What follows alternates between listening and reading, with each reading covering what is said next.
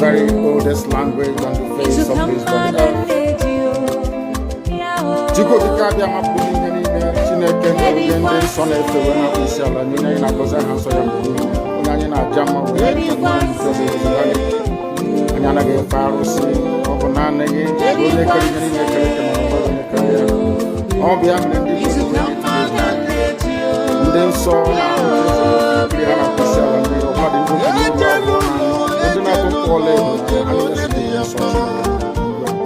no totoa yaba no one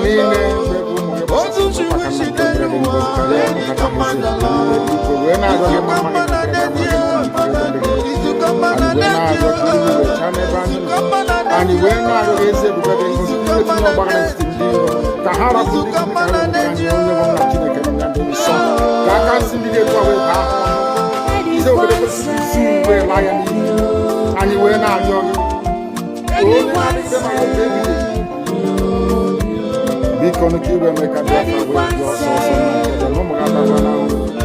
and we're not going to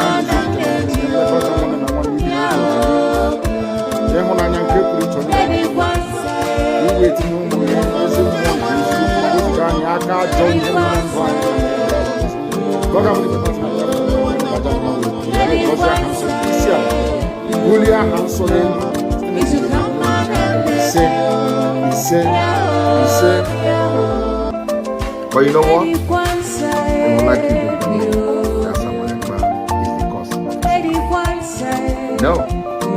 I am the solution, and the only way they can get to you is by kicking me out, which is not possible. I have come. Look with you. After I am done with Nigeria, Biafra will be free and enjoy freedom. Biafra will know the importance of freedom and what I'm doing in 5 years to come. Thank you.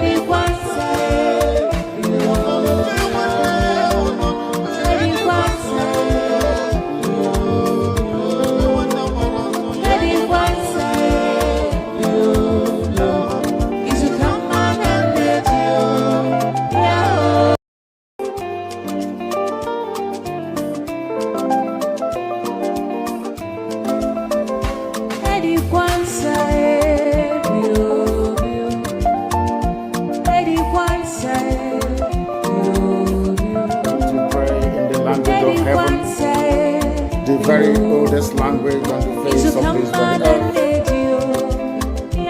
Chico Vicabia Mapuni, Chineke, and Son of the Winner, Nina, Goza, Hanson, Nana Jama, and Yana Farosi, Okonane, all the other then saw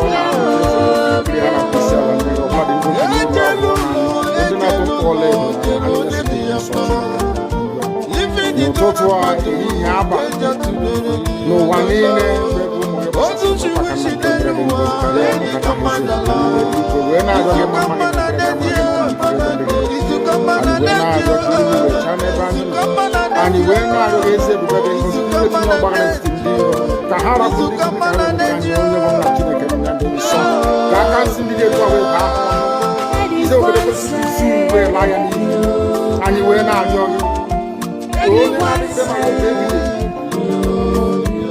because you will make a difference with your source and we're not going to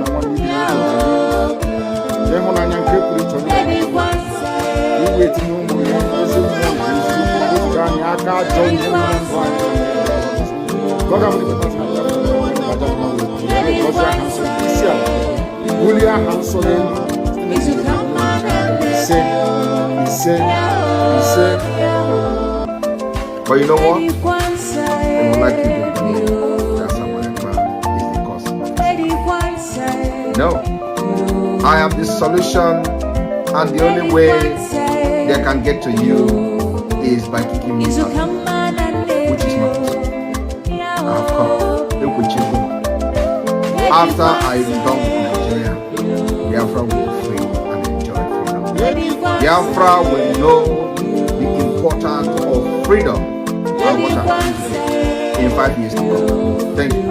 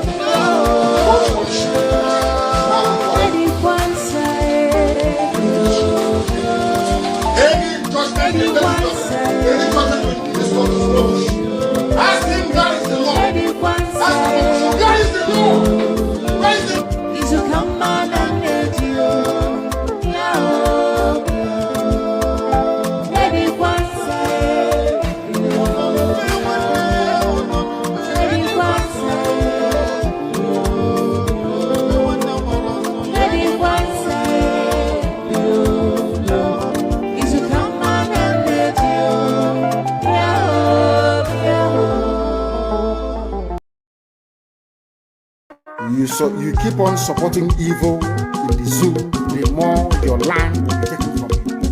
The more your daughters will be raped and abducted, the more your sons will be slaughtered in cold blood. And under one Nigeria, there is nothing you can do about it. Absolutely nothing. Because one idiot that they groomed will rise up and say to you, oh no, it's one Nigeria, there is crime everywhere. Haven't you heard about Zamfara? Haven't you heard about Katsina? There is crime everywhere. That is not the case. The crimes you have in the north, the insecurity you have in the north is as a direct consequence of their own action. They grouped them. Al-Qaeda in the Maghreb, ISIS in West Africa, Boko Haram, Fulani headsmen, bandits, all of them. Who brought them to Nigeria? It's Fulani. Fulani brought them into Nigeria. Everybody brought them in. Why should the government brought them in? Are you deaf and dumb and stupid? When you come out and you pretend, oh, we are one Nigeria, go and show. Somebody was asking, where is the boundary, where would the boundary of Biafra begin? And I asked the fool, where did the boundary of Nigeria begin?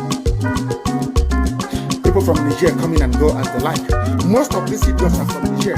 They are building a pipeline to Niger. They are building a railway line to Niger. They are building roads to Niger. Whereas where the money comes from, which is Biafra land, we don't have those infrastructure. No, we don't. But you're taking our money. You come to Onaji. You come to everybody. You come to Agulere.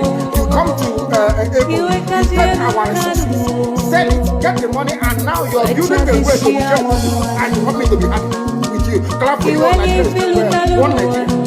I think you are insane. You come to my land, we take our oil, we take our gas, we take our manpower, we take everything, our VAT, our tax and debt. You are now building a road from Katsina to Niger. Airport to Niger. Refinery to Niger. You take oil from my land, you take it to Niger, you refine it, you bring it back to me as a refined petroleum. And you're telling me that country is viable. You're telling me that Nigeria should be supported. You are in one Nigeria. You're not going anywhere and you're dying every day. Because those that they appointed to speak for you, they gave them money so that they will come out. Pages of the newspaper to give the world the giving impression that everything is okay. When things are go and see the contradiction. Nigeria is not working, we are marginalized, and then you come back to say Nigeria is one, we must stay in it together. Are you not foolish? These are the useless intellectuals that you have. On one hand, you say Nigeria is not working, you're marginalized, you are being discriminated against, you are suffering, they are killing you everywhere, and you come back to the same place and say Nigeria must be one. Had Nigerians gotten together to say they want to be part of this useless contraption, that's entirely their business. I'm a Democrat, I'm subscribed to it. But have you asked yourself this question? Why is it that all those asking you to remain in one Nigeria has something to gain from Nigeria, or they have benefited in the past? Nothing more, nothing less. I saw the letter that Ekpa wrote to President Biden. In it, Ekpa said, come and help us fight terrorism, in order to ensure that there will be no regional destabilization. That is their game plan at the U.S. State Department for very many years, until we stepped in. They keep trotting out these lies. Once Nigeria breaks up, there will be destabilization in the entire region. I said that because you don't understand African history. Most of these people are not people. When I say it, they say I'm insulting them. No, I'm not insulting you. Most of them are people. In Africa, we are tribal creatures in Africa. In Africa, we are tribal creatures in Africa. We always go back to our village where we are born, where our umbilical cord, our long, where it was buried. That's where we come from.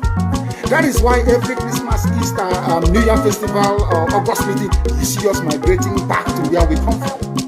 And I keep saying these things to Africans, they don't understand it. They don't understand it.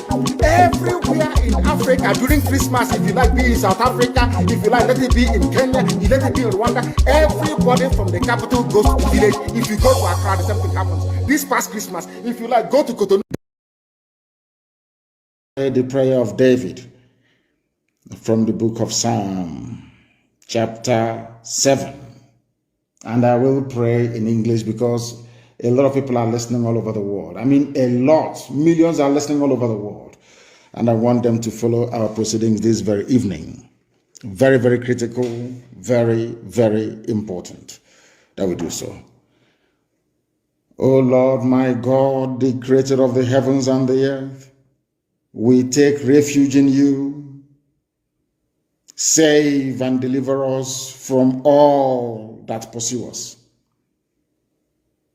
Because if you look away from us, they will tear us apart like a lion and rip us to pieces with no one to rescue us. Because the world is against Biafra for no reason. We are hated, we are despised for no discernible reason.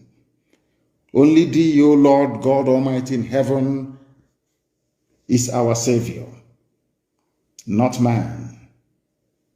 You must come to our rescue. Because you are our Lord and you are our God. If we have done this, if I have done anything, if there is guilt on my hands, if I have repaid anybody, be it friend or an adversary, with evil or without cause, have done wrong to any man or woman, then let the Fulani Janjaweed pursue and overtake me. Let them trample down my life to the ground and make me sleep in the dust. Arise, O Elohim, Adonai El Shaddai, in your anger, rise up against the rage of the Fulani Janjaweed Caliphate and the Zoological Republic. You will rise and you will fight for your children. You will awake, O Heavenly Father, Lord God Almighty, the creator of the heavens and the earth, the owner of the universe, for you must decree justice. Let your children and all men and of goodwill gather around you while you sit on top of your throne in the highest of the heavens, the habitation that only thee can ever occupy. Only you, O Heavenly Father, will judge the people. You will vindicate me. O Lord, you will vindicate IPOB. You will vindicate your children of Biafra according to our righteousness, according to our integrity. O Most High, bring an end to the violence of the wicked. Bring an end to Fulani Janjaweed violence in our land. Bring an end to their abductions. Bring an end to their kidnappings. Bring an end to their extrajudicial slaughter of the innocent. Bring an end to their forced conversion of Christians into Islam. Bring to an end their mediocrity. Bring to an end their senseless feudal rule. Bring to an end their evil and their deception.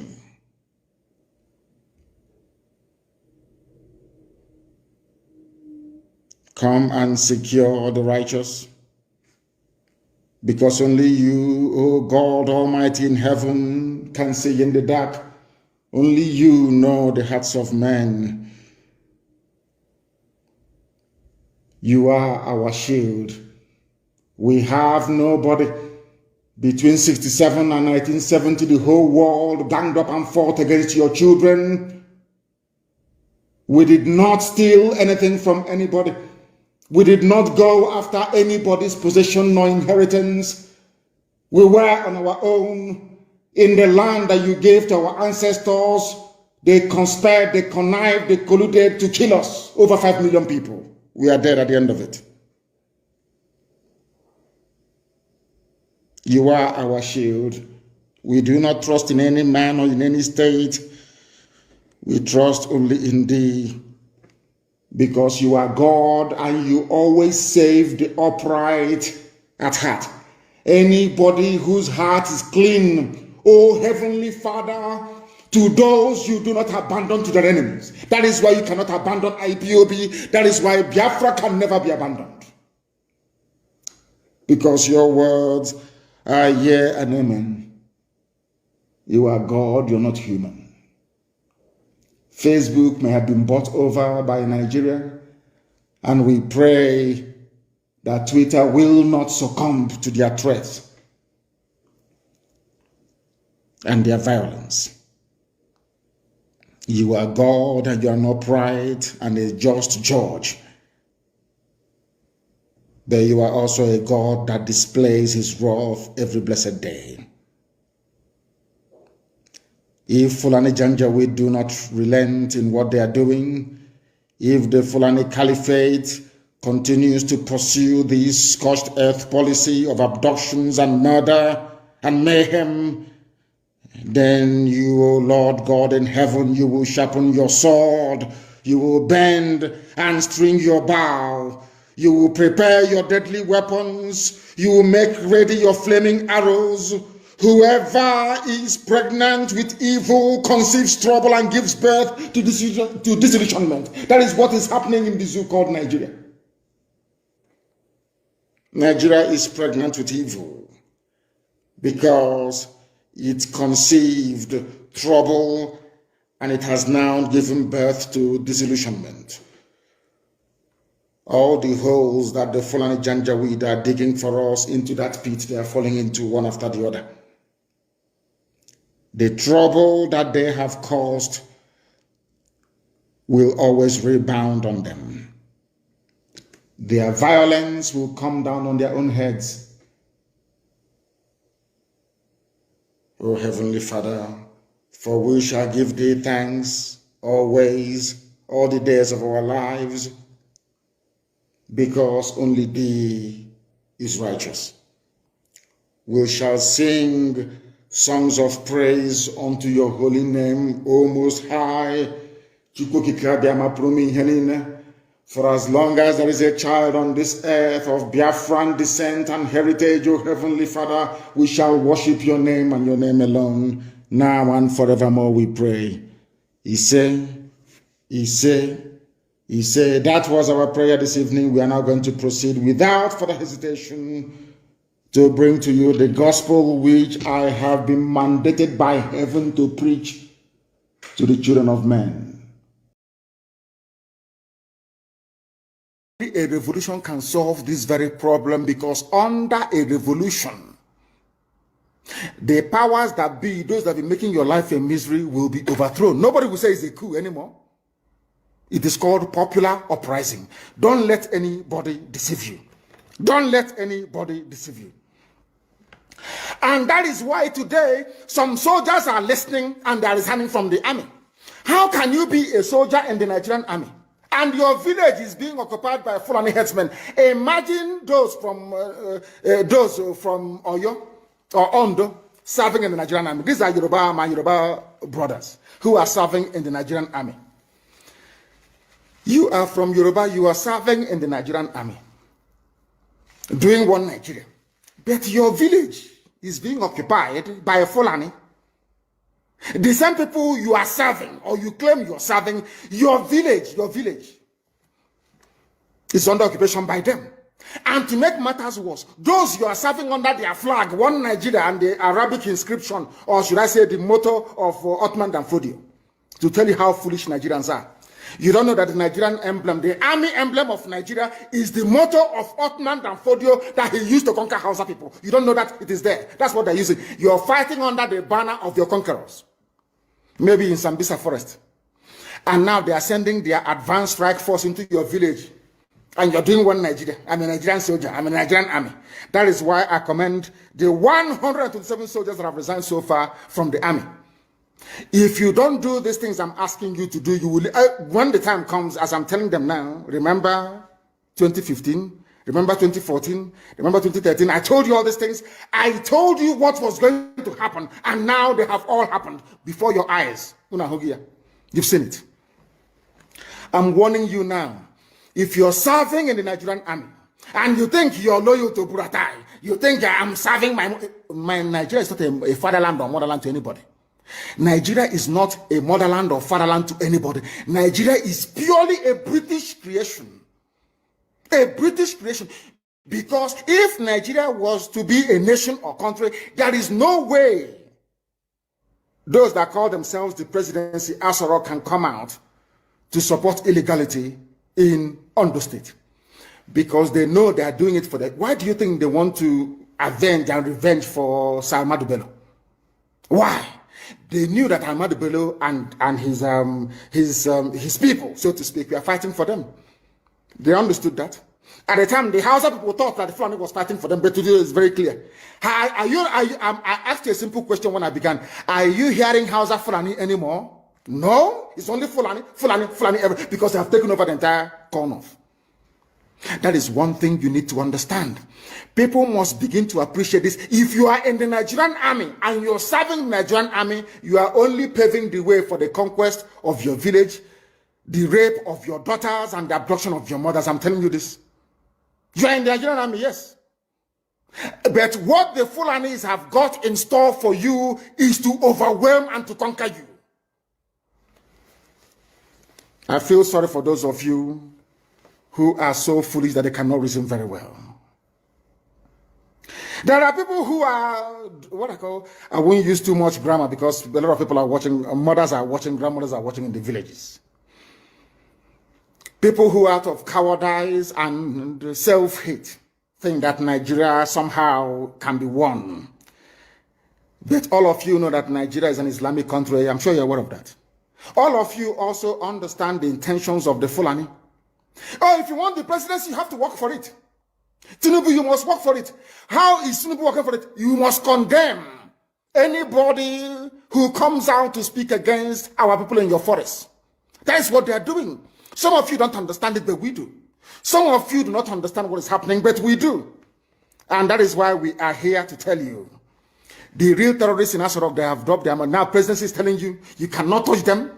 But these are people killing people in Yoruba forest. No, you cannot touch them. A whole presidency to tell you that every Fulani man is in on this. Their foot soldiers are Mieti Allah. Have you all forgotten that they gave Mieti Allah 100 billion? Have you all forgotten? No, typical Nigeria, nigger. Have you all forgotten? So you've forgotten that this so-called presidency, Garba Shehu, gave Mietiala 100 billion to come down to the south to give peanuts to useless monarchs and traditional rulers so that our forests can be taken. Have you all forgotten? Oh, you have. Of course, you're in the zoo. You've forgotten. Did they give 100 billion to any other organization? Did Asorok give 100 billion to any other group? Why would a government give 100 billion to a bunch of terrorists and openly claim that they are stakeholders in the government? That is why government can come out openly without shame to support terrorists in Yoruba forests. Let them come to our land and they will see. I know the game they are playing. There was this stupid video that is in circulation. You know that they can't attack ESN. They can't. They have no moral ground. But I'm sure they gave money to some idiots and gave them guns to say they are Biafran army. I don't know if they're up to 6 or 7 of them, which is a lie. It's a DSS creation. So they can have justification to say to Biden or the US ambassador, can you see they now have Biafran army? We can now move in to attack them. Anybody, if you are involved in that video, take a walk. You want to give Fulani Janjaweed the reason to invade our land. That's what you're doing. But we shall get to that later. Anybody involved in the circulation of that video is a gunner. I'm telling you the truth. And those that made it. That is how people behave because they don't understand the game plan of the Fulani. People are very foolish. Fulani will come to you and want to use you and you succumb because you have greed, envy, and jealousy inside you. Which one again is Biafran army? I'm asking you. From where? How many people? The day I will bring out the Biafran army, we number over 200,000 standing. Reserve is over 1 million. Some bunch of idiots somewhere because you're serving your Fulani Janjaweed masters. We'll get hold of all of you. Check out Uno. We know the bad eggs when we see them. We warned people against voting for Buhari in 2015 when he was still alive. The same Buhari died in 2017. People, all of you know that Buhari is dead. Today he's young, tomorrow he's old. You see his hand is fresh today, tomorrow. Nobody knows who is who anymore. All of you are there, but because it's the turn of your village. Your brother is a senator. Your sister is a House of Reps member. You don't want to lose that money that is coming in every day. You come out on social media and you're talking rubbish all the time. Because you're a black person. You don't understand. There is something called economies of scale. Some of you cannot reason very well. You claim you went to school. Sometimes I wonder the type of lecturers you had in your useless schools that you went to. I wonder, honestly speaking. Because you and your family, you are benefiting. Somehow you think that life is okay for you. Because of the level, or should I say the poverty of ideas inside you. Any day your relative goes into the farm, the Fulanis will kill them. All you can do is to lament. Say things are bad, though, and you go and you sleep, and nothing gets done about it. I am very, very grateful to Almighty Elohim, that the courage today that you have in Yoruba land is because of ESN. The courage of Amoteku to say no to Fulani is because of ESN. Because of Eastern Security Network. That is why they found the courage to say no to Fulani. If not, they will not do it. After all these years, without the coming, or should I say all these months, without the coming of ESN, as Amoteku said, we are going to flush out Fulani headsmen from our bushes. Never. It's because they saw us, they have seen us doing it. They said, oh, we might as well do the same thing as well. In order to it's called the Pinsa movement, to cut us off. They got some people, I don't know whether maybe in Olu or whatever, got them together, gave them, say, we are Biafran army, a few idiots. They are shooting gun, we are Biafran army. Inside somewhere. Did we tell you that we have formed the Biafran army? We said when we form it, the world will know that we have come. I don't hide anything. If you claim you are behind any useless group calling themselves Biafran army, show your face because I'm showing my face on video. I claim ownership of not ownership, of course. I can claim responsibility for ESN. Can you claim the same thing for Biafran army? If you claim you're a human being, that's to show it's all the handiwork of DSS. Mad people every idiots everywhere. Africans and lack of discipline. You don't have discipline. You don't have discipline. That was why the white man came and conquered you, because you lack discipline. After the white man must have finished with you, Fulani came from Senegambia, because you have no brain. Lack of discipline. Every idiot thinks they can lead. They don't know what leadership entails. Every monkey thinks, oh, maybe if we have it. Nobody is funding IPOB ESN. It's only IPOB that's funding it worldwide. If you think you can bring 2 or 3 people together with a few rifles, and because of that, you can start calling for funds, you are wasting your time. You don't know our people. They won't give you a dime. Fulani is making use of your brain. You cannot see it. They come to you, oh, why don't you fight Yoruba? Oh, Yoruba is against Igbo. Igbo is against Yoruba. Fight each other. The same thing they did in the constitution of Biafra land. They told Ogoniman, you're not Igbo. He said, okay, I'm not. Ija, you're not Igbo. No, I'm not. Oh, you're not Igbo. Some of them, of course, most of them are Igbo, they agree. No, I'm not. And I want to ask you Ogoni people something today.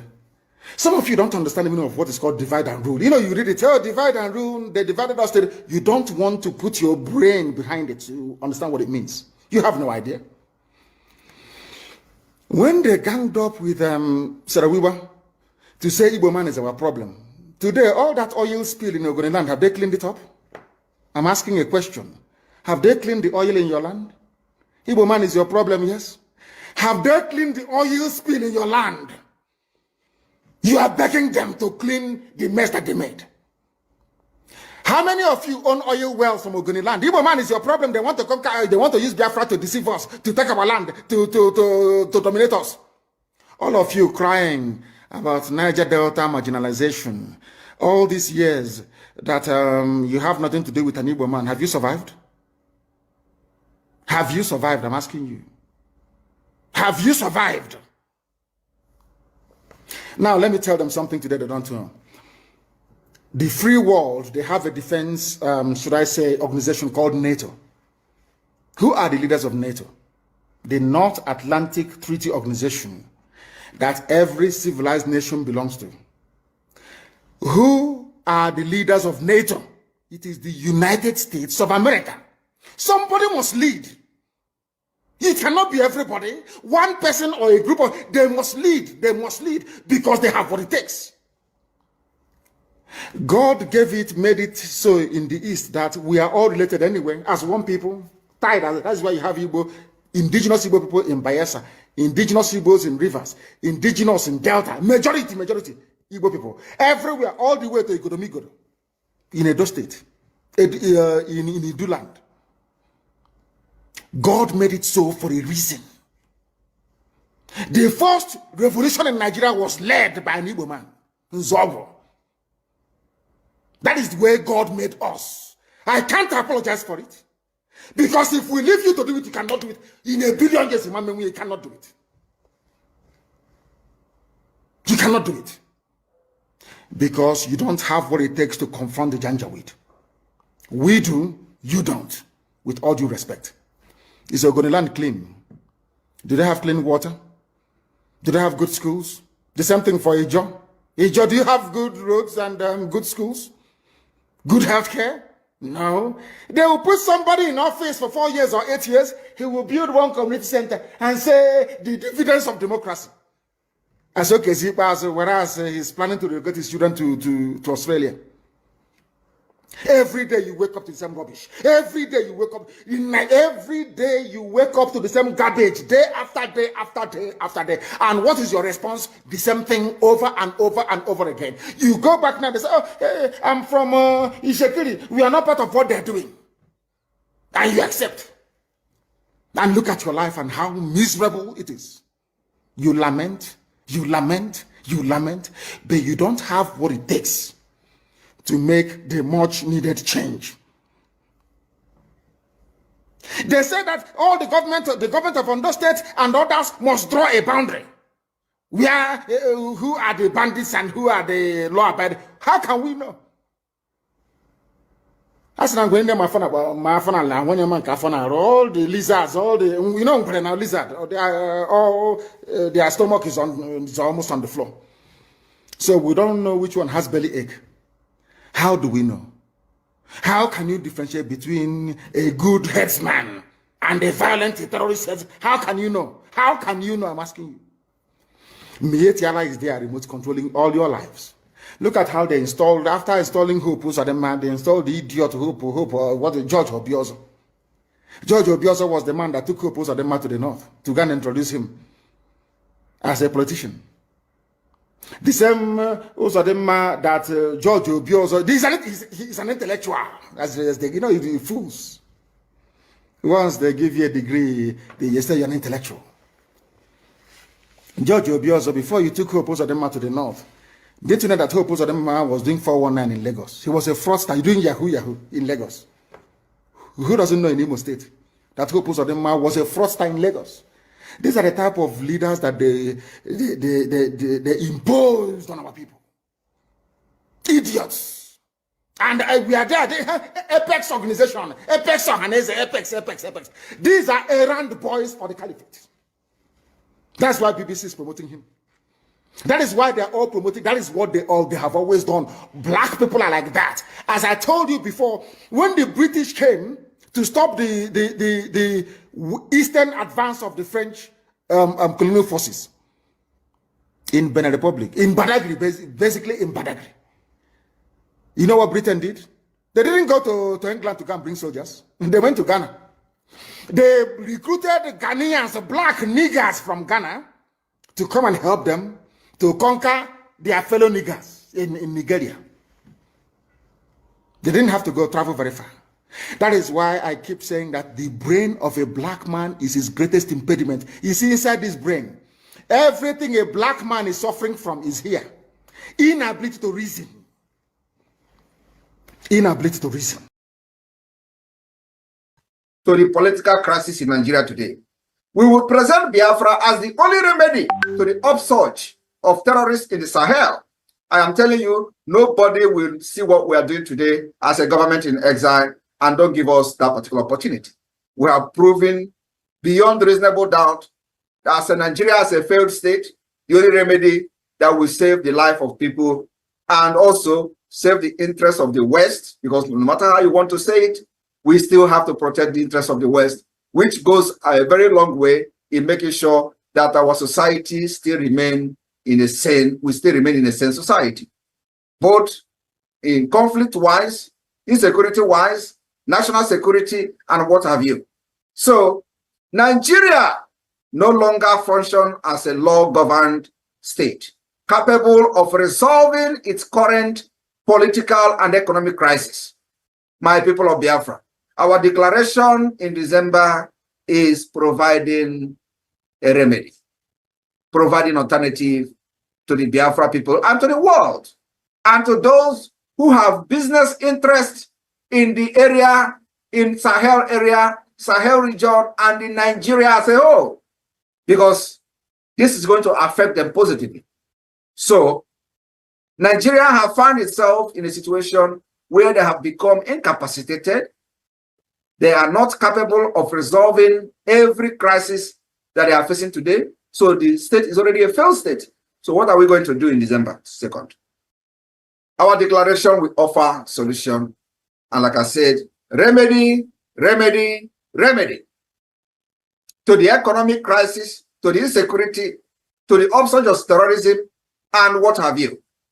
And we believe that those who supported Nigeria to commit genocide against Biafrans in the 60s must be very ashamed of themselves today. Though we can see that many of them who are very corrupt, I am talking about those in America, for example, like, you know, some of them we have seen removing Nigeria from the list of, special interest of a state that have committed crime against Christians, for example. Those who remove Nigeria without investigation, they are struggling very hard, trying not to look stupid by their continuous support for the Nigeria, even when they knew that Nigeria is already a failed state. the more they try to revive Nigeria following their fake diplomatic ties, and the more Nigeria will continue to fail them. So, my people, there is no two ways about it. This time around, we have come to outsmart the nomadic system of Nigeria. And of course, our aim and objective is to bring and restore true democracy in Biafra land, which will affect the entire region.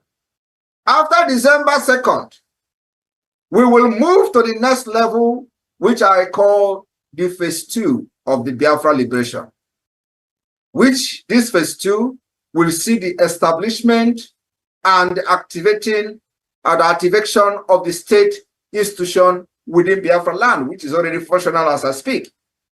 That will take over the Nigeria state functions, will take over the functions of other institutions from the Nigeria state, and that is the part of the delegitimization of Nigeria. And by announcing the United States of Biafra commitment to several international sanctioned principles, policies, and international recognized organization that Nigeria never had, we are going to make sure we approach every international organization that Nigeria has violated their treaties with impunity, providing Biafra to them and presenting Biafra as a remedy and alternative.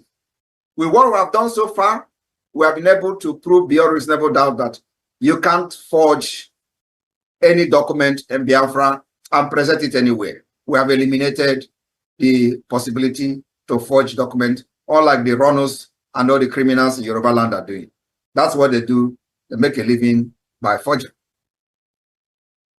So my people in the United States, for those who are very, very unsure of what will happen after December 2nd, I am telling you now, giving you a hint.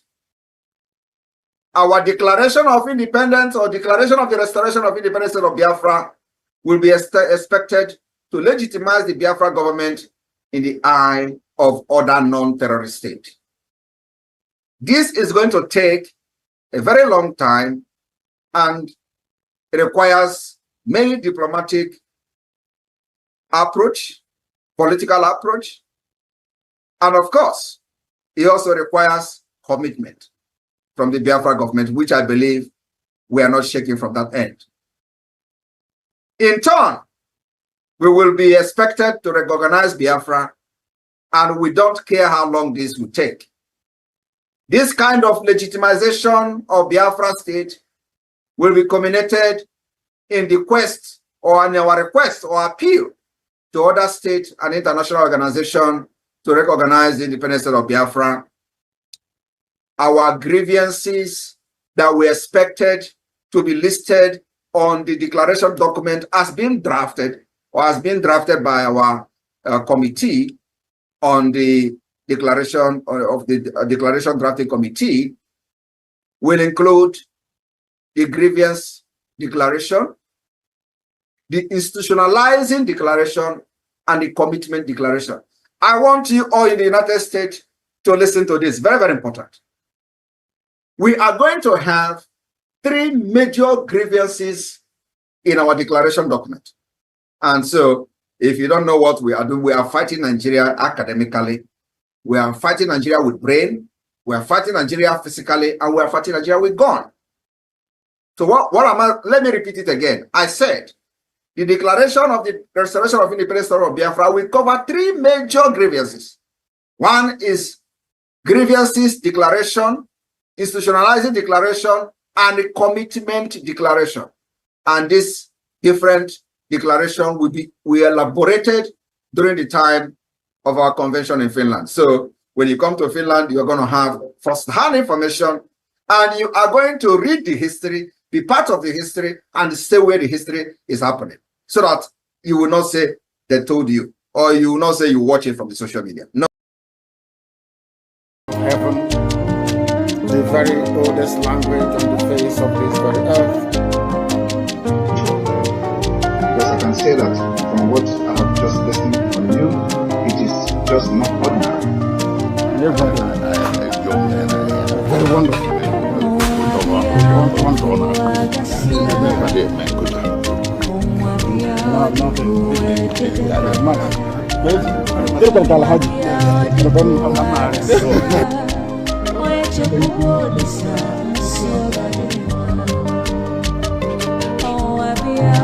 When my lawyers came to see me, I had a discussion with them about how I'm going to defend myself.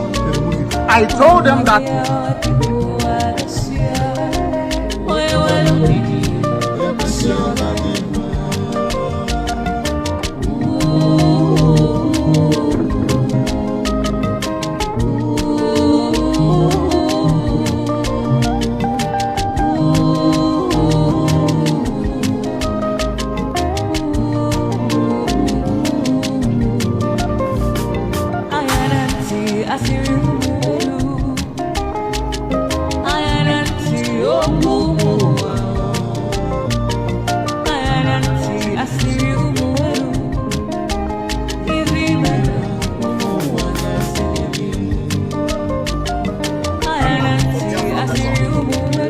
and I'm going to help Mazi Nnamdi Kanu to get Biafra.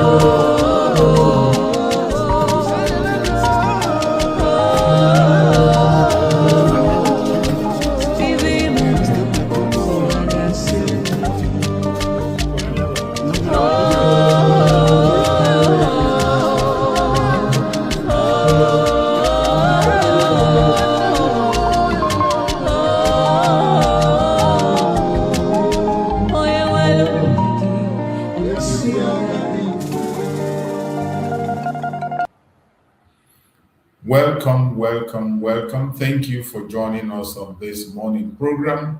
I appreciate everyone that has connected to this program wherever you are connecting from. Please kindly like and share the program on your platform. Share to family and friends, share to your neighbors. You can equally share to our enemies so that they can come on and ask us questions. I welcome you and I thank you for being part of the program, whether you are watching on TikTok, you are watching us on Facebook, or you are watching us on YouTube where I'm hosting the program. I appreciate you for being part of the program this morning. Kindly like the program and share. Don't watch alone. It is very important that you don't watch this program alone because our responsibility is to carry the message to everyone, to carry everybody along. There are so many misunderstandings here and there. There are so many misunderstandings right, left, and center. It is important, very important that we educate each other, that we talk so that we can understand each other better because we are in a critical time. So please, as you join, don't just sit down and watch alone. Make sure you get somebody to watch with you. Make sure you share with somebody who can come along and watch. It is very important. And I want to remind everyone that is watching us, those who are watching us now for the very first time, or those who are going to come across our video for the very first time, I want to remind you that in this platform, we do not come here to instigate violence. We do not come to this platform to preach hate. We do not attack people or individuals. In this platform, all we do is to promote the cause of Biafra. All we do is to present Biafra to the world as the only remedy to the failed state Nigeria. And I have explained time and time again that when we say Biafra is the only remedy, we are not denigrating other regions. We are not looking down in other tribes. All we are saying is live and let's live. Let country be created along value system. create country along value system. Already, the countries that are forced together in that country called Nigeria have already divided themselves. The core north are already practicing their Sharia, which is what they desire. They already had their caliphate, which is what they want, and there is nothing wrong with it. The middle belt already have worked out, and they have said it openly that they are not part of the north. The Yoruba people are already practicing their monarchical system, which is suitable to them. And the Biafra, the old southeastern region, are bent on holding onto their own system that they are practicing, and it is working for them. All we are asking is that you should allow every region to be on their own. Every nation that was forced into Nigeria can defend themselves, can feed themselves, can protect themselves. This is the truth. But when you force them to be together in one place, they can hardly secure themselves, feed themselves, or speak for themselves. That is why you are seeing the insecurity you are seeing in Nigeria. That is why you are seeing the fraud you see in Nigeria. That is why you are seeing the debt you are seeing in Nigeria. That is why you are seeing the rate of poverty you are seeing in Nigeria, because nations are being forced together against their will, and they are forced to operate to the interests of the colonial master.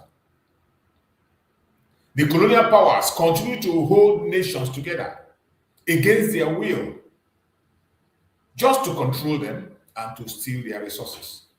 That is the situation in Nigeria. In case you do not know, or you are hearing it for the first time, go and make your verification. That contraption called Nigeria is made up of nations that were on their own, functioning, have their own system, have their value system, has their commonalities. But the colonial power came and dragged them together by force. Even when they claimed they left, they still put that force in place, gave them a police force, a military controlled by the caliphate, and by that, they can continue to run the affairs for the colonial masters. And that is why Nigeria will never, ever succeed. Because the people that put it in place did not put it in place to succeed. Nigeria was not created for the interests of the indigenous people. It was created for control with a single signature, not by referendum, not by consultation. With a signature of one man, Lugluga, Nigeria was formed. Nations were forced to be together. And since then till now, they have been sitting on a keg of gunpowder, and it is about to explode. It will definitely explode. The more you delay and wait, you are only postponing the doomsday. Is it going to happen? It is definitely going to happen. The zoological republic will explode. Whether you like it or not, it doesn't change the fact. It will definitely explode. So that is why we are calling on the international community to do the needful now, while they still have the time. We understand that they are always late. The United Nations is always late. Nations of the world are always late. They don't ask. The Security Council, they are always late. I don't know how many millions of people they are waiting to die in Nigeria before they will come in for a proper action. I don't know the number of millions of people you expect to die before you take action. But we, the Biafran people, we cannot wait. We have already lost enough lives. We have made enough sacrifice, and we cannot longer continue. We have made enough sacrifice, and we can no longer continue. Take it to the bank. We will not continue. We have done more than enough. And that is why we are working day in, day out to exit the contraption called Nigeria. We have taken several steps, whether you like it or not, and we are out. All we are seeking for is the recognition by the international community and do the needful so that human life will be saved in that contraption. So I welcome everyone that has connected this morning. And this morning we are taking on a topic which says the legacy they fear.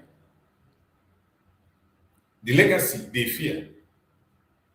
Why Mazi Nnamdi Kanu cannot be silenced and Prime Minister Simon Ekpa Njoko must be released.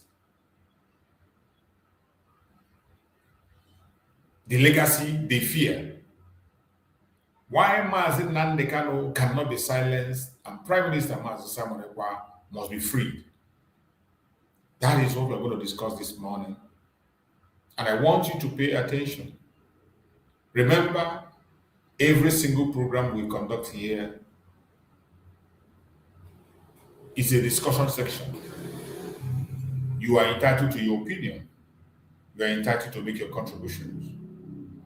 And when it is time, if you have a thing to say, wherever you are watching, all you need to do is to send your request and I will bring you in to hear your opinion. This is a platform where people express themselves, regardless your group, regardless your orientation, regardless your tribe or religion. You are entitled to your opinion in this platform. The only thing that qualifies you to join us is to be a human being with conscience. As long as you're human with conscience, we might not agree in everything. You are not obligated to agree with everything I say. Likewise, myself. So this is a platform where we discuss, express ourselves, engage in critical arguments, and then the world will be there to listen to us, be the judge, and the Biafrans can equally take their decisions on their own. Once again, I welcome everyone that have joined this platform this morning. I say good morning to all Biafrans. Good morning to all lovers of justice. Good morning to defenders of truth. In today's program, we are not just discussing men. We are not just discussing a man. We are discussing a legacy. We are discussing consistency in the face of persecution. We are discussing sincerity in the face of propaganda. We are discussing commitment in the face of intimidation. We are discussing the legacy of Mazi Nnamdi Kanu. That is what we're going to discuss this morning.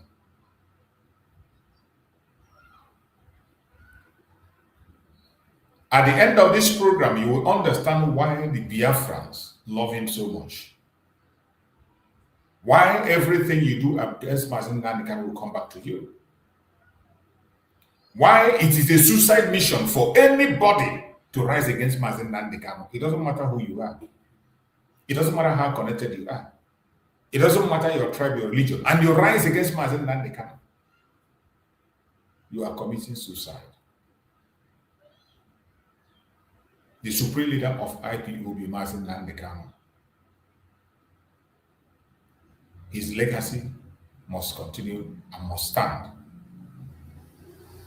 One of my responsibilities here is to make sure I defend the legacy of Mazi Nnamdi Kanu. He is the chosen one.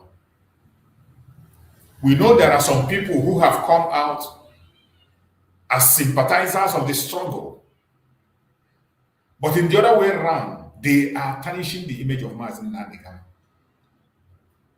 You see some of them who claim to be sympathetic to the cause of the Biafra, the sympathetic to Igbo cause. But at the end of the day, they channel their energy on attacking every single thing that stands for Mazi Nnamdi Kanu. They attack his statements, they attack his lawyers, they attack his family. For no just cause. When you see these people, you have to be aware of them. And I pity them. They know themselves. I might not call them this morning, but they know themselves, the people I'm talking about. And so many of you know them. Those of you that are standing against the legacy of Mazi Nnamdi Kanu, even though they pretend, you will see them, they will visit Mazi Nnamdi Kanu, they will call him the leader, they will call him so many things. But at the same time, when you look deep in what they are doing and their action and statements, they are fighting against everything that Mazi Nnamdi Kanu supports. Mazi Nnamdi Kanu supports all genuine Biafrans that are fighting for the cause of Biafra, regardless the group where they belong. So when you segregate any group and you are fighting against them unnecessarily for no cause, just cause, without a credible information, you just attack your brother. You are fighting the legacy of Mazi Nnamdi Kanu. And I bet you will not end well. It doesn't matter who you are. It doesn't matter under which umbrella you're operating. It doesn't matter how rich or how poor you are. You are not going to end well. We are discussing the legacy of Mazi Nnamdi Kanu. And whether the system likes it or not, that legacy is alive. Whether the system like it or not, whether the gender will like it or not, whether you as a person that have dedicated yourself to fight against Mazi Nnamdi Kanu, whether you like it or not, the legacy is alive.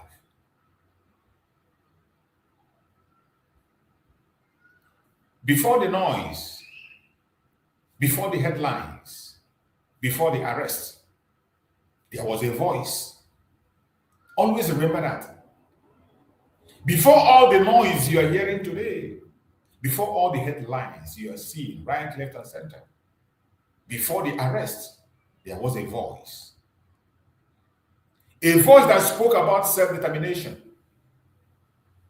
A voice that demanded a referendum. A voice that consistently repeated the same message year after year.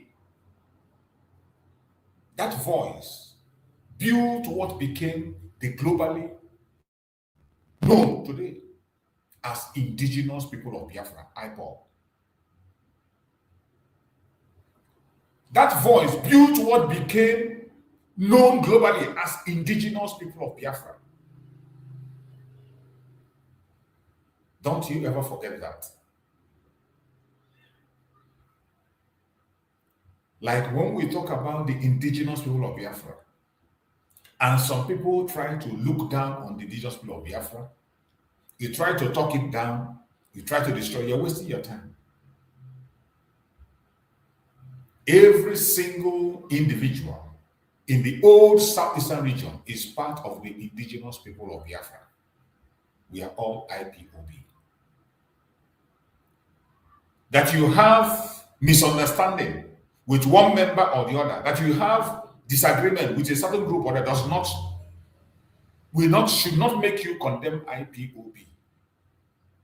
IPOB remains the central umbrella under which every one of us should cling on to. The central umbrella remains IPOB. We know that there was a breakaway, those who broke away and became the still answering IPOB, but they are pressure group, we know them. We know those who are claiming to be DOS and whatever, and we know what they are doing. But that should not make you to walk away from IPOB. The DOS that we all know is Mazi Nnamdi Kanu. And recently, Mazi Nnamdi Kanu have strengthened everything. If you want to hear a message that comes from Mazi Nnamdi Kanu, you listen to Imam Powerful. I know at a point in time, we had an issue with Imam Powerful because of the hijack of the criminal DOS led by Chika Udozim. We know when they hijacked the DOS and began to work against Mazi Nnamdi Kanu, our Prime Minister Mazi Nnamdi distanced himself from them. And he said it, Mazi said it in black and white, that once Mazi Nnamdi Kanu comes out, every single one of them will be gone and gone for good. You will never hear about any one of them. And that word that Mazi Nnamdi spoke is happening even before Mazi Nnamdi Kanu came out.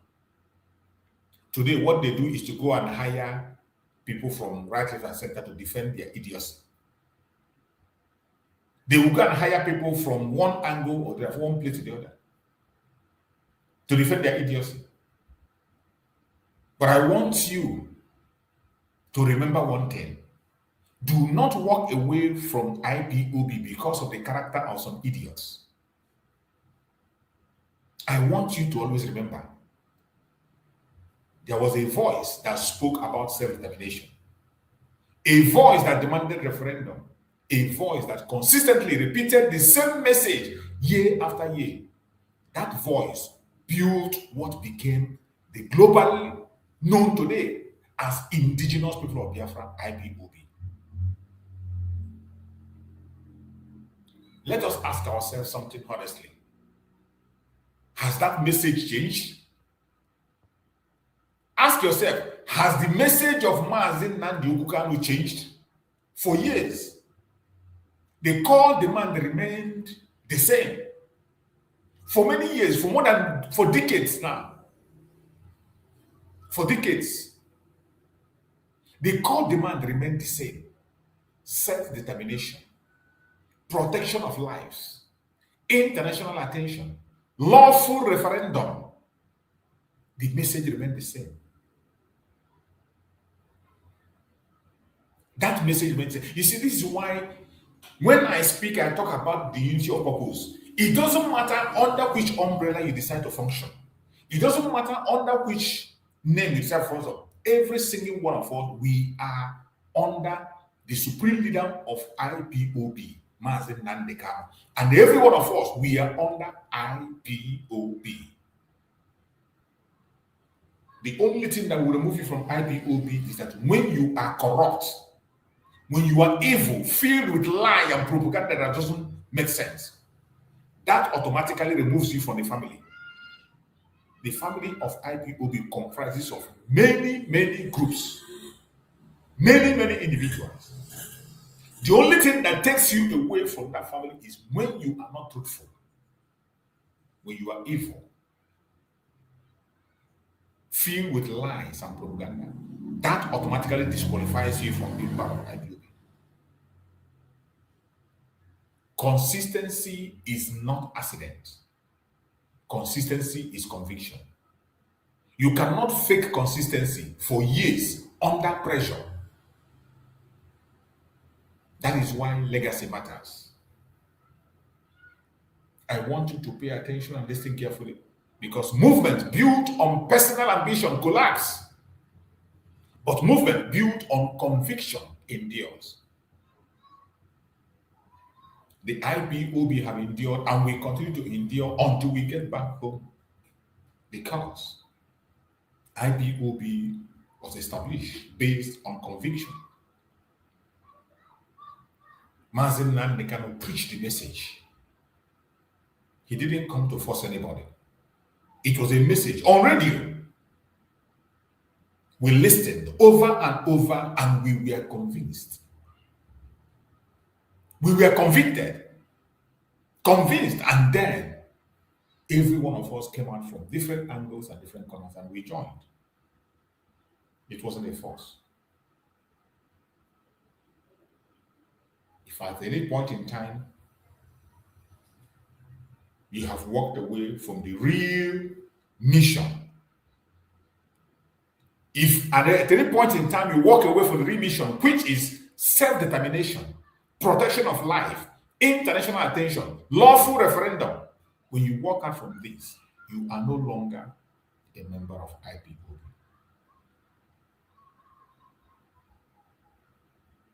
IPOB is not a political pressure group.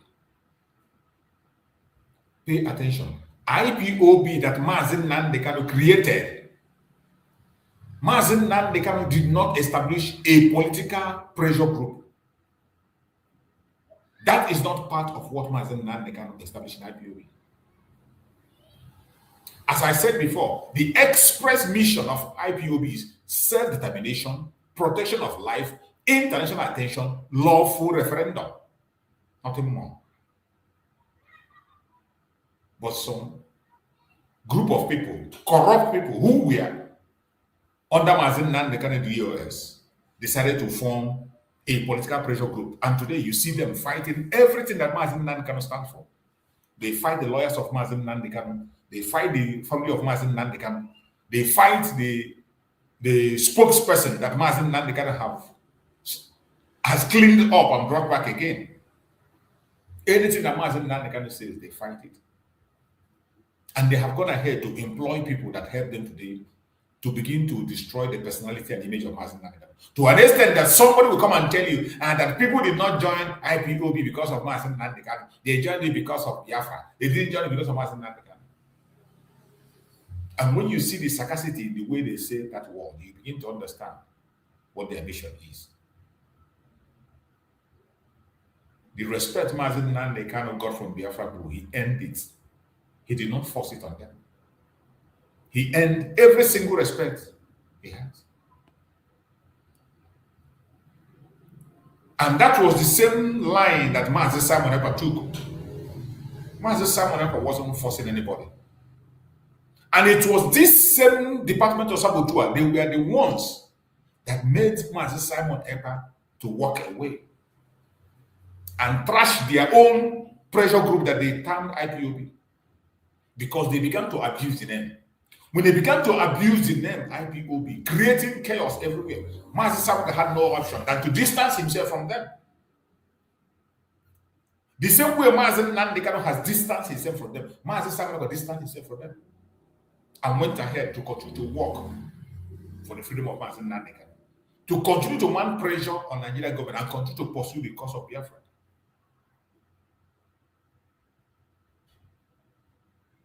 Mazi Simon Ekpa never claimed to be the supreme leader.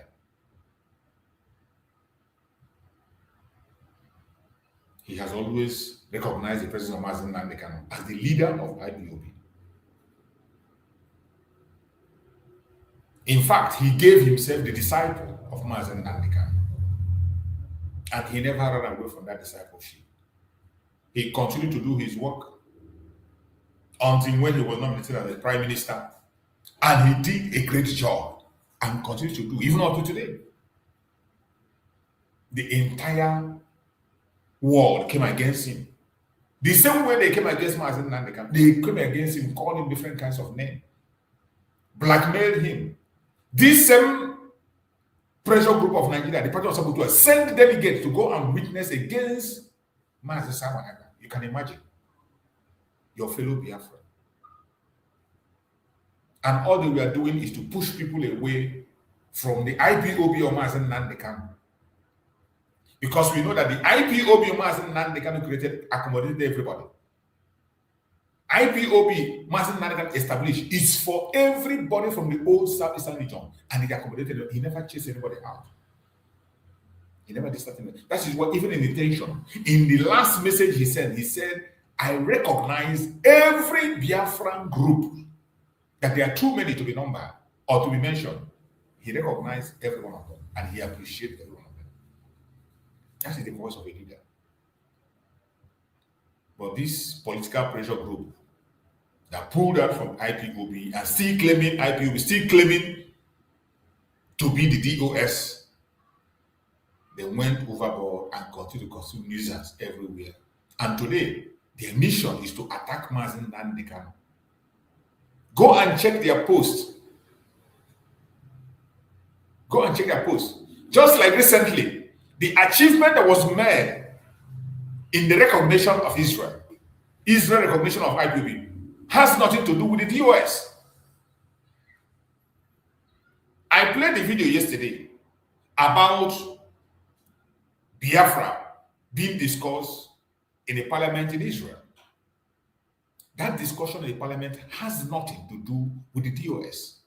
They were not aware. They didn't participate, neither did they support. In any manner, they did not support. But when that victory comes from a sister and a brother who were committed, doing their own job, because he's married to an Israeli, he is committed in pursuing the freedom of people. He committed everything, did all he could to make sure that Biafra come out. And when that happened, they came online and began to claim what they did not do. And this is what we see today in the cause of Biafra. When something happens, somebody will come and claim, even when the person has no clue of how that was achieved. And of course, the woman came out and responded and told them that the recognition of Biafra by the Parliament of Israel has nothing to do with the DOS. The DOS has no idea. They did not participate financially. They did not participate morally. They were not aware. But they came in fast to claim. And there is one of these sisters. I need to mention her name now. Neka, what they call her, Lolo Neka, who is going from pillar to pole preaching them. I hope she will be ashamed of herself now. Because she has been claiming that it is this DOS that is making the voice of Biafra hard. It is DOS that is fighting for Mazi Nnamdi Kanu. It is DOS that did that. But now, with this response that woman gave, it is, I think, Lolo Neka will cover herself in shame. But of course, because she has been paid to do what she's doing, she's not going to back down.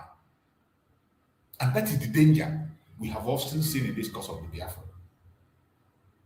That's the danger. People pursue personal interest. In the pursuit of federal interest, you destroy the cause that everybody is pursuing. That recognition was gotten by an individual. I played their video yesterday, the man and the woman who participated in that. And the DOS came out to claim that they did it. And the woman came and responded, you have no clue of how it happened. I did it without your consent, without your contribution in any way, in any manner. On behalf of IPOB that you and I are part of.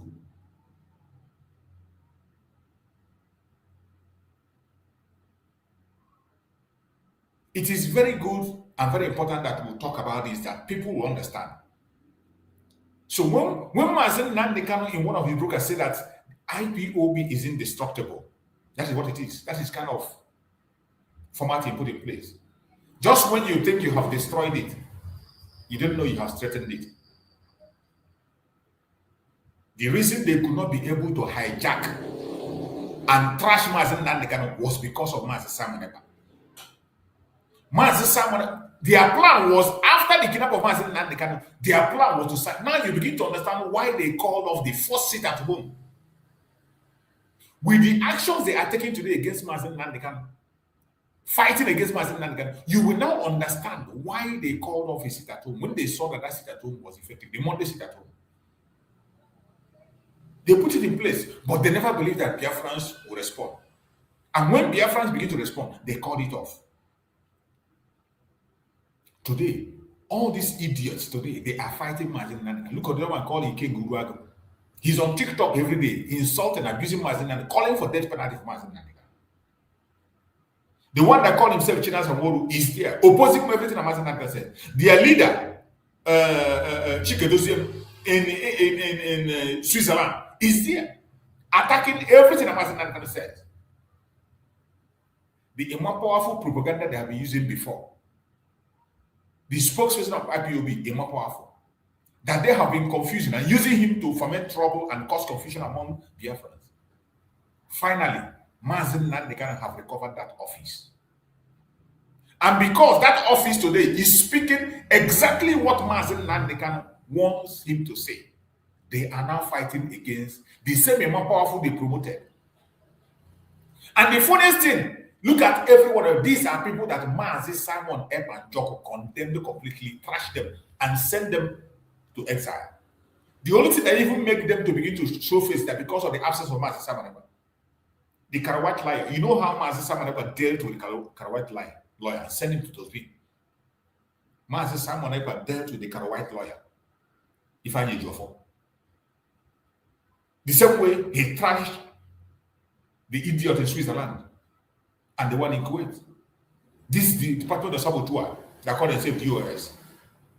It was Mazi Simon that exposed them for the first time in their evil deed. And it was because of Mazi Simon that they were not able to hijack IPOB and trash Mazi Nnamdi Kanu. Mazi Simon saw it. When they removed the name of Mazi Nnamdi Kanu from Radio Biafra, it was Mazi Simon that blew the whistle. When they removed the name of Mazi Nnamdi Kanu for registration, it was Mazi Simon that blew the whistle. And that was one of the reasons people supported Mazi Simon in large number, even though there are people that have their own personal understandings of what is going on. And you don't blame them. In a time where there are so many confusion, people will confuse. Some will still want to hear from the right source before they agree. So it's understandable. But I bet you, the only thing that made Mazi Nnamdi Kanu to survive it, one of the things that made him to survive it was the presence of Mazi Simon Ekpa. He fought a great battle to keep the legacy of Mazi Nnamdi Kanu. He never one day took the position of Mazi Nnamdi Kanu. He never one day spoke against Mazi Nnamdi Kanu. Even when the family of Mazi Nnamdi Kanu was attacking Mazi Samoneka warned us not to attack them. There's nothing they didn't do to Mazi Nnamdi Samoneka until when they pushed him to war and he asked the question. And he did their program only once. And he never talked to them again. But at the long run, they begin to realize. They themselves begin to confess.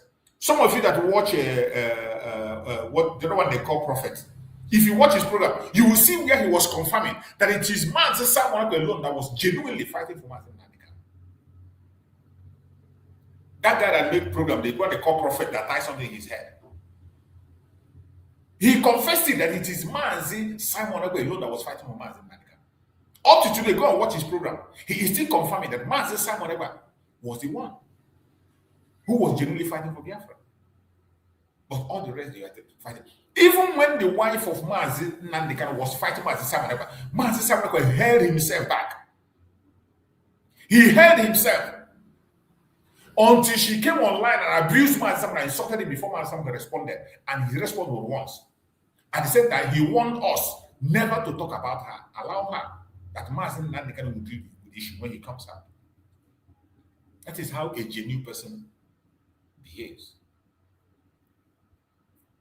But some people who doesn't know these stories, how we got to where we are, you see them today, they will come in the name of sympathizers. Some of them will come and tell you that they are independent broadcasters. Some of them will come and tell you that they are for Biafra. They are doing Biafran program. And they don't know where we started and how we got to where we are. And when they begin to talk, you listen to them, you begin to understand that they don't know their left and right. That is why I don't have time to engage with any one of them or to abuse them or call their name or talk to them. No, I don't have that time. Because listening to them, I know that they lack information. They are operating based on the little thing they know. And they didn't have the time to investigate because that is the problem of a black man. They don't investigate. They can't even read wide. Read wide to confront yourself before you utter a word. The legacy of Mazi Nnamdi Kanu cannot be trashed. It doesn't matter what. We must. There are many of us Biafrans who are ready to protect that legacy with the last breath that we have. Because Mazi Nnamdi Kanu earned every single respect he has. He earned it. Likewise, the way Mazi Samoneka earned our respect. Personally, Mazi Samoneka earned my respect. Some people might have their own differences with him, but he earned my respect. One of the way Mazi Samoneka earned my respect is the way he worked with Mazi Nnamdi, under Mazi Nnamdi Kanu without challenging his authority.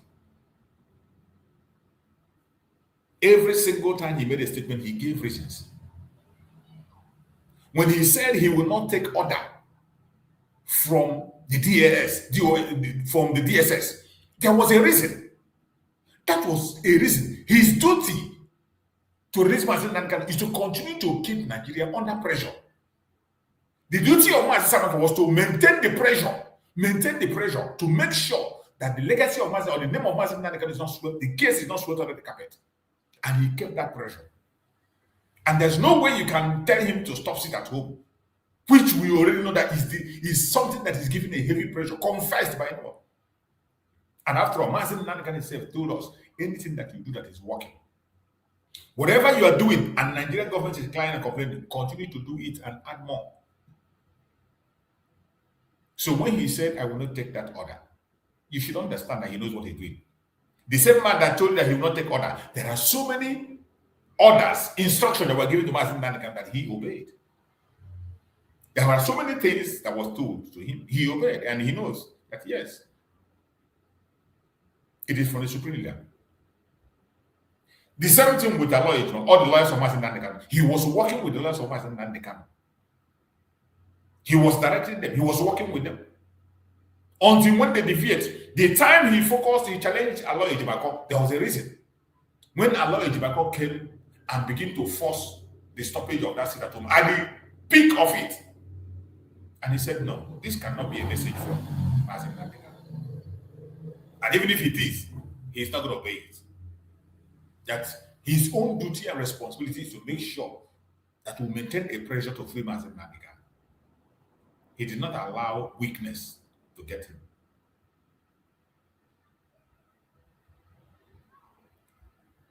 I am saying all this for some of us who have forgotten to come back to our senses and know where we are. There are some people today that say they don't recognize IPOB. You cannot do that. When Mazi Nnamdi said that, before you say a thing, you have to explain it for people to understand. Mazi Nnamdi distanced himself from IPOB because of these idiots today that Mazi Nnamdi Kanu have distanced himself from. Because they were constitutional leaders and they were issuing statements that were against the struggle. They were issuing statements that was against the struggle, using the more powerful to give those statements. And those statements was not in line with the wishes of the people and the ideology of Mazi Nnamdi Kanu. That was why Mazi Nnamdi tried to create that distance so that people will know what is happening and where they stand. So when we talk of not being part of that pressure group IPOB that is headed by Chikedozie, it doesn't mean that we are out of IPOB. We are all IPOB. Every genuine Biafran agitator is still part of IPOB under the supreme leader Mazi Nnamdi Kanu. Whichever group you are, whichever group you belong, under any title, no matter what you call yourself, we are all under the supreme leader Mazi Nnamdi Kanu. Now let us talk about something sensitive. When a movement grows, when it gains international attention, when it mobilizes millions, it attracts two types of people. Don't forget that. When a movement grows, when it gains international attention, when it mobilizes millions, it attracts two types of people. And those two types of people it attract are the committed. Secondly, the compromised. Always remember that. You always have the committed ones and the compromised ones. History teaches us this, not just in Biafra's struggle. It is not just in Biafra's struggle. In everything you do, once you gain that fame, recognition as an organization, you will see the committed and the compromised inside that organization. Movements are really destroyed from outside first. It is very rare. It is very rare to find a movement that is destroyed from outside. Mostly they are weakened from inside. Movements are weakened from inside. Confusion, mixed messaging, competing voices, strategic distractions. These are the things you will see. And they are inside. Confusion, mixed messaging. Mixed messaging is to be saying something different, not to be saying something. A will say something different, B will say something different messages. Competing voices, you'll be hearing voices of competition. Everybody wants his own voice to be heard. Everybody wants to be the one to give the order. Everyone wants to be the spokesperson and spokesman. Strategic distractions from the inside, whether real, exaggerated, or perceived, infiltration narratives create one powerful weapon. Did you hear me? Whether real, exaggerated, or perceived, infiltration narrative create one powerful weapon: distrust. Distrust. And once distrust spreads, unity weakens. That is what we are suffering in the IPOB today, under Mazi Nnamdi Kanu. That is what we all are suffering.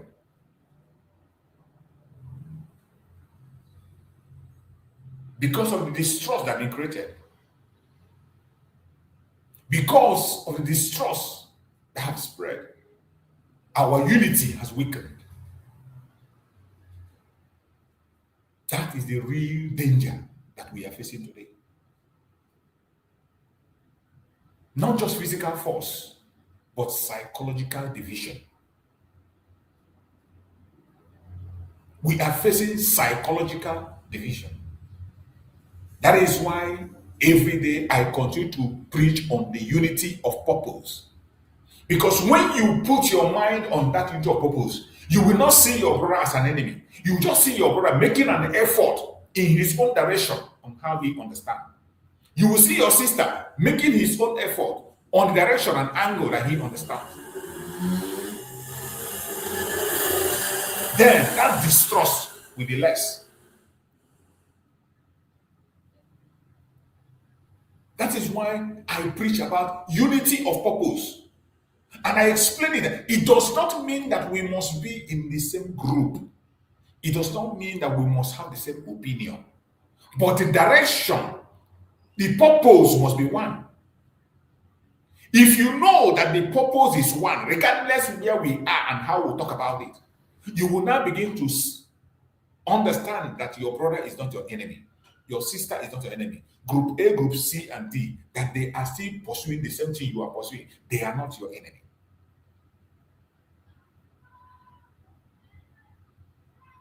Let us be very clear. The primary goal must always be protection of innocent lives in Biafra land. The primary goal for every single one of us must be the protection of innocent life in Biafra land. As we speak, Osun is on fire. The Liberation Army of Biafra is being attacked in Osun. Our primary goal and objective today should be, how do we support them and make sure that they stand their ground and defend the land? Our primary goal, no matter the group where you belong, no matter your section, the primary goal should be, how are we going to support them to make sure that the land of Biafra is protected, to make sure that the terrorist does not enter our territory.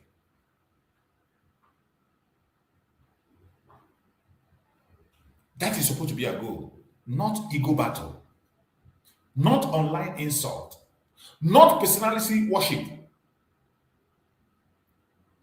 Our primary goal should be protection of innocent life in Biafran land as we speak. As we speak, there is a war going on in Osun. Our land is under attack. Our land is under siege. Every single one of us as Biafra, our primary goal should be the protection of innocent life in Biafra land. Not ego battle, not online insult, not personality worship. But so many of us today focus on personality worship. Very disgraceful. So many of us today, they focus on personality worship. That is why some of them, when they come to my platform, because I don't mention their name or the name of their Lord and Savior that they worship, they get angry. Some of them will come on comment section and type nonsense and begin to challenge me. Because I don't mention the name of an individual. What do I got to do with you? I don't have anything to do with you. I don't owe you anything. The only thing I owe is Biafra. I owe Biafra every effort. I owe Biafra every of my strength. I owe Biafra every of my commitment. And when I say I owe Biafra, it does not matter the group. Just like when that our brother made that effort to present Biafra before the state of Israel under IPOB, it was a very wonderful effort that needs commendation. And that is what every other people in Europe, in America, everywhere, do the same thing. Do it. Do it. Don't wait for anybody. Do it. That sister did it with the husband. The Parliament of Israel began to talk about Biafra. You can do it on your own. We have people across the whole world, connected, well-to-do, citizens across the world. Do your own part. Our primary goal must always be protection of innocent life in Biafra land. Not ego. Not ego battle. Not online insult. Not personality worship. Enough of this nonsense personality worship that we see this day. Even people that doesn't know their left and right in Biafra cause. People who have not offered anything in Biafra cause. You want to be promoted. You want your name to be called. You want me to come to my platform and begin to present you you have something else coming. I'm not one of those. For you have to earn your respect. Earn it from Biafran people. Before I will speak about you have to earn your respect. Earn it. When you earn it, you don't need to tell me to talk about you. I will do so. I will be forced to do so. Our responsibility is protection of lives, discipline, clarity, strategic thinking. If a movement targets the people and become about personalities, it loses moral authority. Did you hear that? If a movement forgets the people and become about personalities, it loses moral authority. I have preached this message so many times in my program, that we should focus on building institutions and forget about building strong men and strong women. But what we see today is that when people form their group, they focus on building strong men and strong women, personalities. And when you build up personalities, it becomes stronger than you without anything to offer. You begin to cry. I am not a praise singer, and I will never be a praise singer for anybody. I only praise the reality. When I see things are done, I will look at it. I will speak about it. If a movement forgets the people and become about personality, it loses moral authority. So the question today is not who is louder. The question is not who is louder. The question is who is disciplined. That is the question every one of us will be asking. Who is disciplined?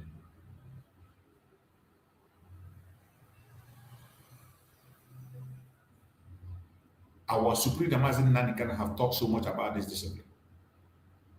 He has preached much about this discipline. In most of the message, he will say that we must be disciplined at all times. If we must make headways. And Mazi Nnamdi came in under that discipline. Mazi Nnamdi came in under that and maintained discipline. He never one day said anything against Mazi Nnamdi Kanu, even by mistake. No, even with joke, he never ever stood against Mazi Nnamdi Kanu. Neither has he challenged the authority of Mazi Nnamdi Kanu for once. No. He continued to call himself a disciple of Mazi Nnamdi Kanu. He called himself disciple. You know what disciple means? Go and check the meaning of disciple. He maintained that word disciple until he came in and continued to walk.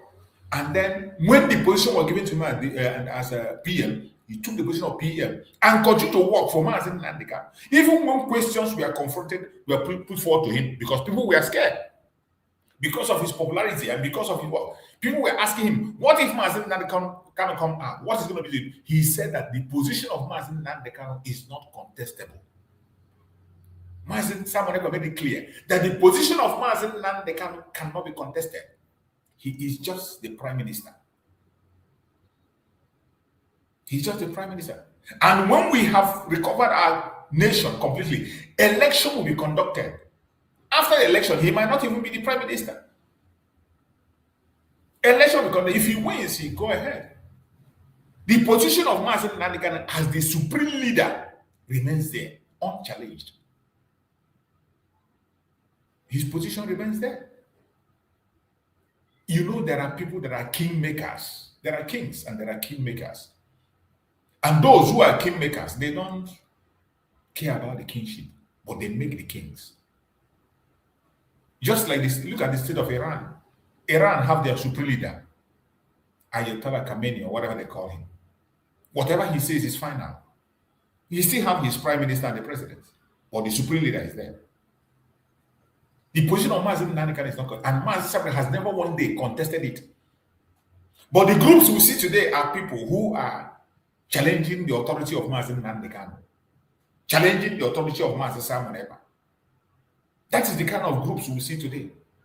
They spring up, they come out, they look at Chike Doziem, the one in Switzerland, challenging the authority of Mazi Nnamdi Kanu. Mazi Nnamdi Kanu will issue a statement.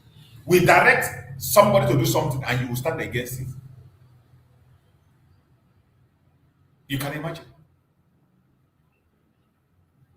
The other one went ahead and sacked Mazi Simon Ekpa as a prime minister and put himself as a prime minister. He first of all started with a letter of propaganda and blackmailing Mazi Simon Ekpa. Mazi Simon Ekpa have derailed. And the next thing made himself a prime minister. So it is about personality. You cannot do your work, cannot function until you give yourself that title. Huh? And so many other people who have come online to speak ill, wanting Mazi Nnamdi Kanu, wanting Mazi Simon Ekpa and some other things. Why must you do that? What for? You talk down on your leaders and you think you earn respect. That will not earn you any respect. Discipline is one of the core foundation of IPOB. You must be disciplined. You must be, it is a must, you must be disciplined. There's no two ways about it. You must be disciplined. If you are not disciplined, you are not part of it. IPOB was established by Mazi Nnamdi Kanu, and every single one of us, we are IPOB under Mazi Nnamdi Kanu. Every single one of us. The only thing that removes you there, if you become a criminal, a liar, a propagandist without facts, automatically you take yourself out. And we have no apology for that. But that you have a group, you are in this group or that group, that does not remove you from IPOB. We are all the indigenous people of Biafra. No matter the group where you belong. As long as you are from the old Southeastern region, working towards the Biafra issue, you are under IPOB. And Mazi Nnamdi Kanu recognizes you. Mazi Simon Ekpa recognizes you. Recently, Mazi Nnamdi Kanu sent a message and said, I recognize everyone fighting for Biafra and I can't even number them. You had his lawyer read his message. Mazi Simon Ekpa also sent a message and said, I recognize every one of you. Continue to do what you are doing. And as he will be coming to court on the 5th of August, Mazi Simon Ekpa encourage every one of us, regardless the group, wherever you are, remain there and continue to pursue the cause of Biafra. That is the message of Mazi Simon Ekpa. Anywhere you are, remain there. Continue to work for the freedom of Biafra. And he advised also to join him August 5th in Finland. 5th of August, Mazi Simon Ekpa will be coming for his appeal. So wherever you are, you can buy your ticket now to make it cheaper for you. Buy your ticket now against August. I don't know how long the case is going to last, how many days they're going to be on the case. But 5th of August, the case is going to commence. And he encouraged every one of us to come over. The Finland authority need to see Biafrans, his supporters. All those they saw in that convention in Finland. That crowd that was in convention in Finland should be the crowd that will be seen in the court of Mazi Simon Ekpa in next court on the 5th of August. We need discipline. We need discipline. We are in a defining moment, a very critical moment. This time that the nations of the world are paying attention. Our case has been internationalized. Our case is no longer domestic.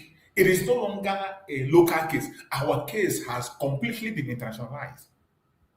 With the focus we see today, this is a defining moment. We are having a defining moment. When leadership is under pressure, when narratives are manipulated, when emotions are high, people make mistakes. But mature movements do not react emotionally. They respond strategically. We need to respond strategically. Focus on power. We need to respond strategically. Focus, be focused at all time, because focus is power. Focus is power.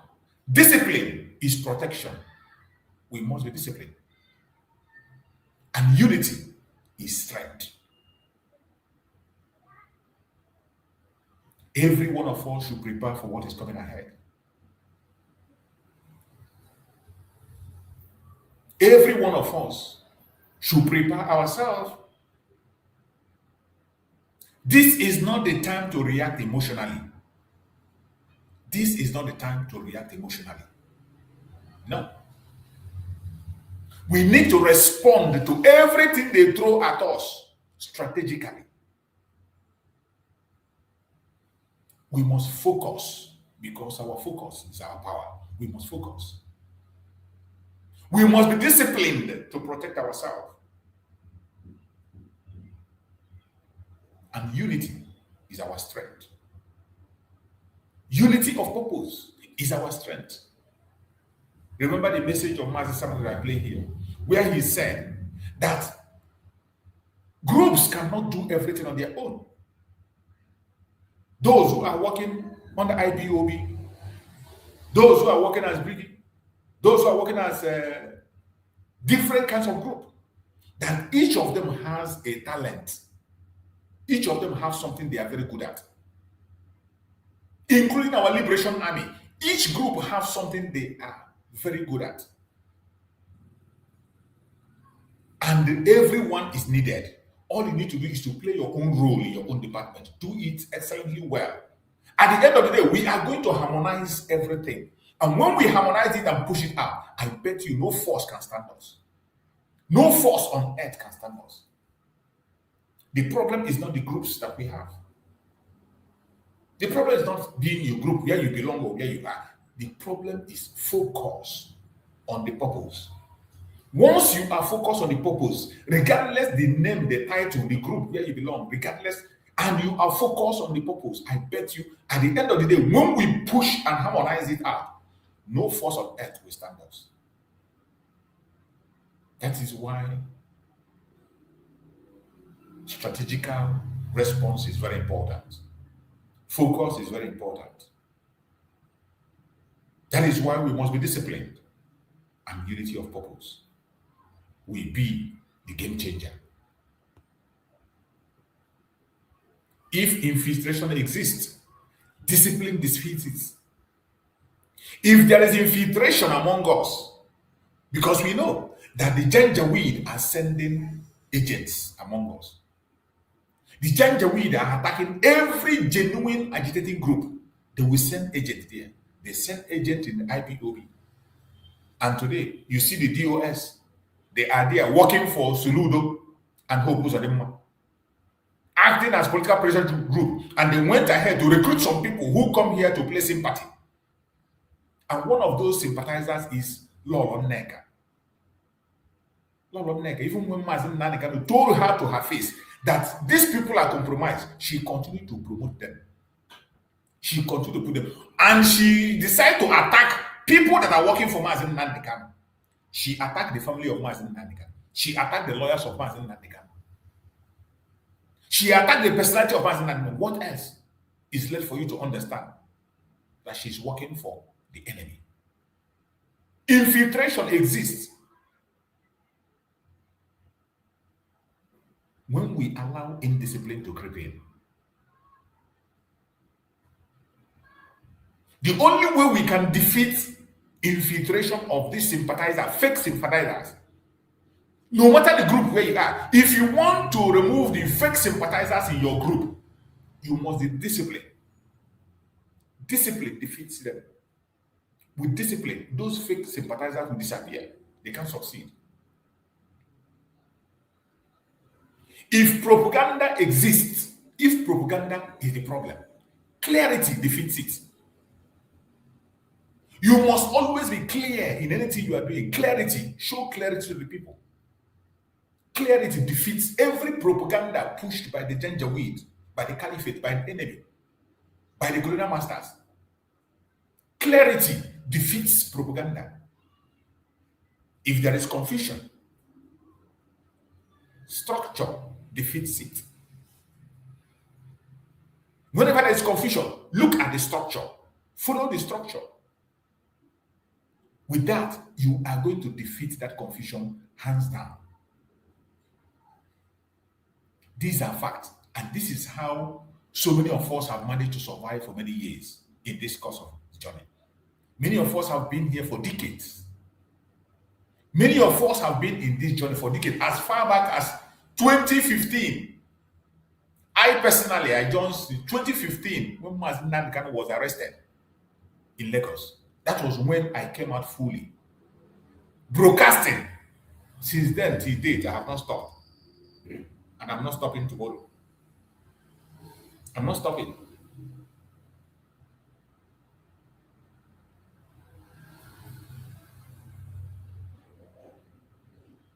Since then, I have not stopped, and I'm not going to stop.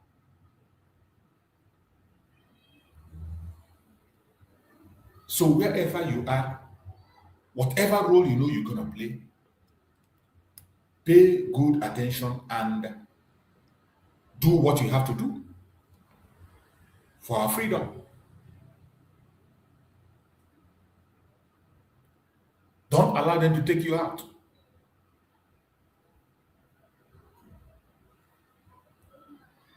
The movement must be bigger than individual. This Biafran cause must be bigger than every individual. Mazi Nnamdi Kanu said it himself. He said that the Biafran cause is bigger than himself. He used himself as an example. In as much as we respect Mazi Nnamdi Kanu so much, we also respect Mazi Simon Ekpa so much. The journey is bigger than them. The movement is bigger than them. Mazi Nnamdi Kanu said it by himself that the movement of Biafra is bigger than him as a person. That is how important it is for us to be disciplined. Every one of us should know that the cause of Biafra must be bigger than personality.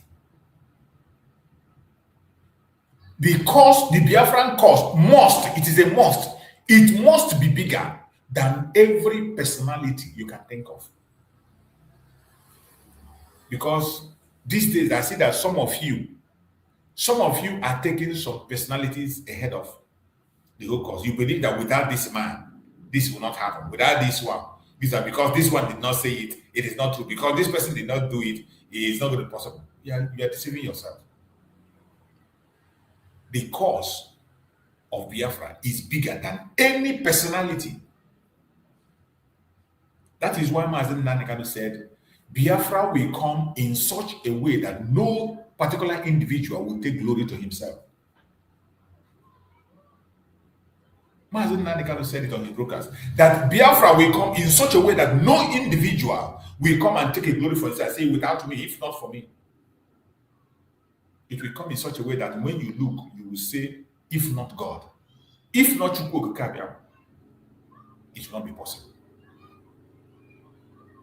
So I want you to know that the Biafra movement is bigger than individual.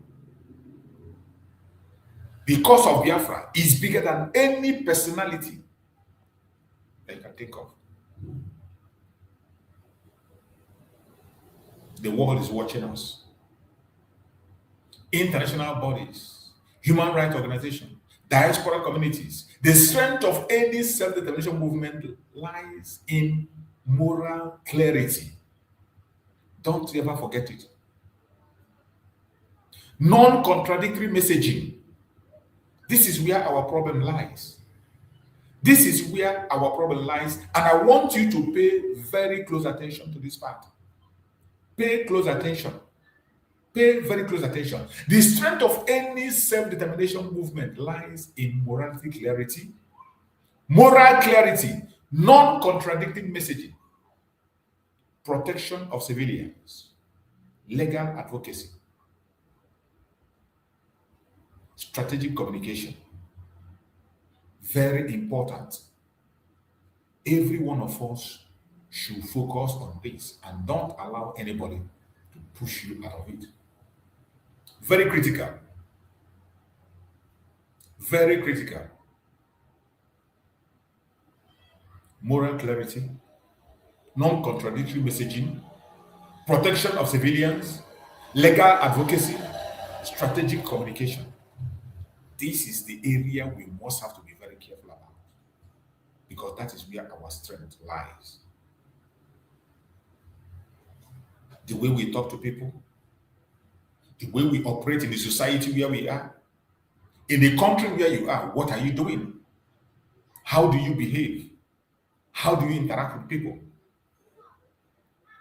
In the society where you are, standing up and speaking as a Biafran, when people listen to you, will they say, oh, because this man is part of it, I will join? Can people say, oh, because this person is talking about Biafra, I will join? Can people look at you and say, oh, because this man is involved, I will join? Moral clarity, non-contradictory messaging, just like we are seeing today. Contradicting messaging. Our sister and the family went to Israel and they did a great job, and our case went to the parliament. Somebody came from nowhere and began to claim that his group made it possible. She came and countered him. And he went back and begin to deny again that he don't talk about Biafra on social media. Meanwhile, this is a person who has been talking on social media all this while. Simply because he had been exposed, he began to say a different article. Many of you must have seen that very thing. Contradicting messaging. This group will be saying a different thing, and that will be saying a different thing. Message will come all the way from Mazi Nnamdi Kanu, delivered, and you will counter the message simply because the message was not delivered to you.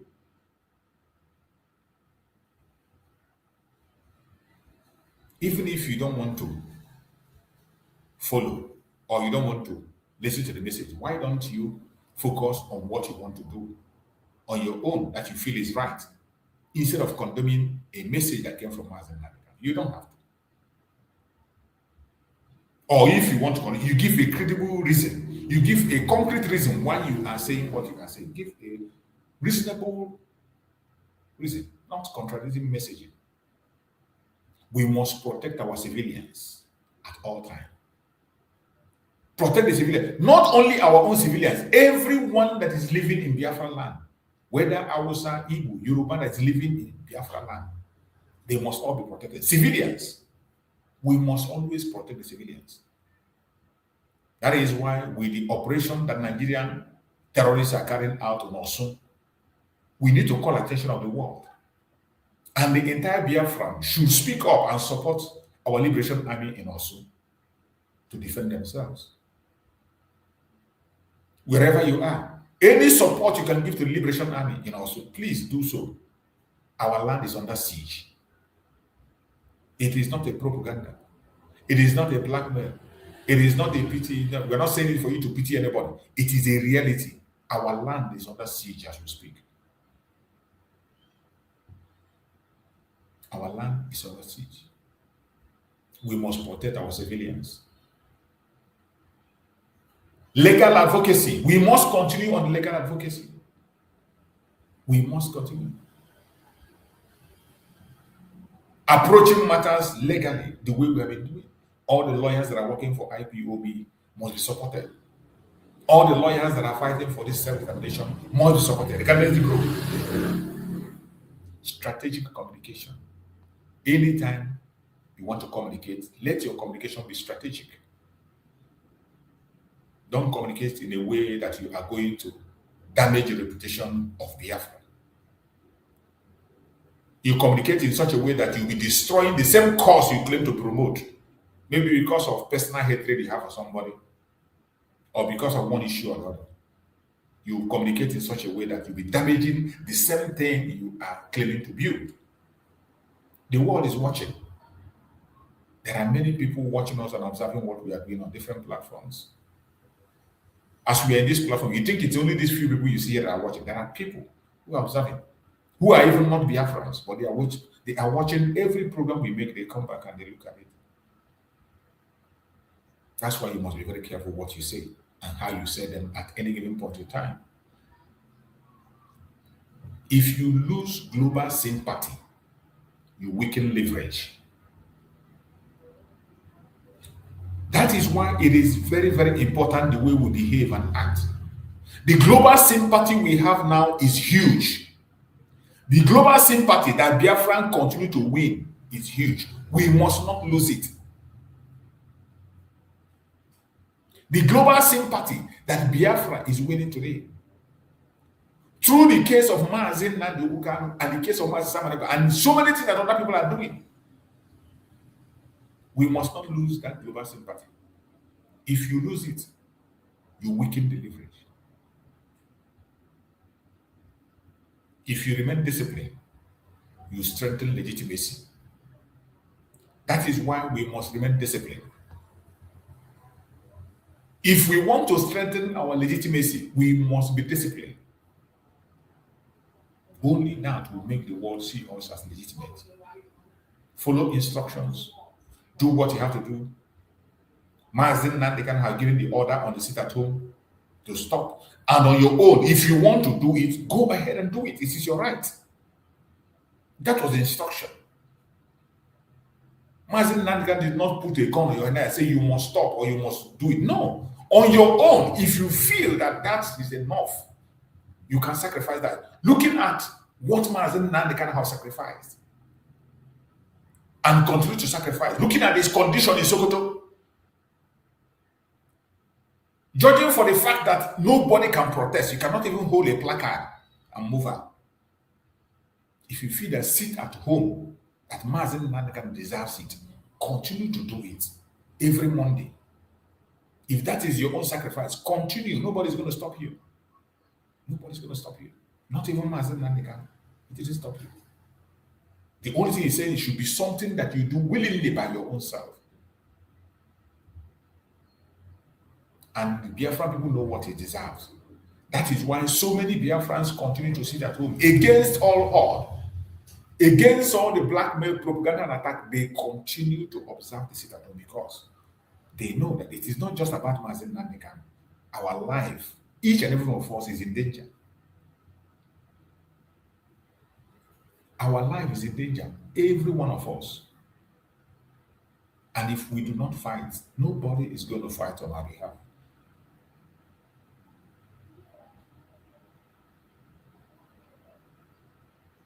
So, my fellow Biafrans, we discuss about the way forward. The way forward today, as Biafrans, in where we are today, the way forward in where we are today, with the presence of the international communities focusing on Nigeria, with all the things that are happening right, left, and center, with all the attack that is coming, we must have internal discipline. We must have internal discipline among us. Every one of us, wherever you are, we must have internal discipline. We must have clear communication channels. We must have clear communication channels. Let our communication be very clear, not mixed messaging. Try as much as possible to avoid emotional reaction. So many of us Biafrans are so emotional to a fault. Many of us are acting out of emotion, even when something you are doing is wrong. Even when the person you are promoting and supporting, you know the person is wrong. The emotion will cloud your eyes that you can't even think normally again. So many of us are so emotional that we can't even think well anymore. We are just moving like zombies straight. And that is why so many of us are getting it wrong. Avoid emotional reaction. We must protect civilians above all else. We must protect our civilians. Every civilian in our territory must be protected. We must protect every civilian in our territory. we must maintain focus on lawful self-determination, the way we have been going. Lawful self-determination, the way we have been going, we must be focused on it. Don't change your message. We are not seeking for resource control. We are not seeking for any election of Igbo presidency. We are not seeking for any better Nigeria today or tomorrow. We are not seeking for any post whatsoever. We must be focused on lawful self-determination as the only cause that we are pursuing. No movement wins with chaos. No movement wins by chaos. Movement win by organization. Movements win by clarity. Movements win by patience. And above all, movements win by unity. So in everything you do, unity of purpose should be your watchword. And I want to say this clearly. The legacy of Mazi Nnamdi Kanu will not be defined by propaganda. Did you hear me? The legacy of Mazi Nnamdi Kanu will not be defined by propaganda. It will not be defined by confusion. It will be defined by whether the people remain disciplined. The real battle is not just physical. It is psychological. In case you do not know, psychological battle is what the Nigerian government is bringing to us. That is why they took Mazi Nnamdi Kanu and sentenced him without any existing law. As if that is not enough, they gave him a life sentence. While we are talking, they still took him and they sent him to Sokoto. All these were psychological battle. You and I know that Mazi Nnamdi Kanu committed no crime. You and I know that Mazi Nnamdi Kanu is innocent. But they did all this to him to break him down psychologically. But he has stand strong. What about you and I? The same psychological battle is what they're bringing to you, bringing to me. You see why you should control your emotion. Can you stay focused when distracted? I'm asking. Every one of you watching me, wherever you're watching, can you stay focused when distracted? Can you stay united when divided? Can you stay disciplined when provoked? That is the test. That is the test that every one of us need to undergo. Today I ask you, choose discipline over drama. Choose unity over ego. Choose protection of life over emotional reaction. Choose strategic thinking over impulsive action. If you truly believe in self-determination, then protect the integrity of the movement of Biafra. If you truly believe in self-determination, then protect the integrity of the movement of Biafra. I urge every one of you to stay focused, stay disciplined, stay united. That is how we can be able to overcome the challenges ahead of us. My fellow Biafrans, wherever you are watching this program from, I urge you to stand strong, never give up. No matter the difficulties, no matter the obstacles, no matter the temptations, coming right, left, and center, never give up. There is a very bright light at the end of the tunnel. There is a very bright light at the end of the tunnel. I bet you, if you remove your emotions, remove your personality interest, you can do better. But as long as you continue to put yourself into that cage.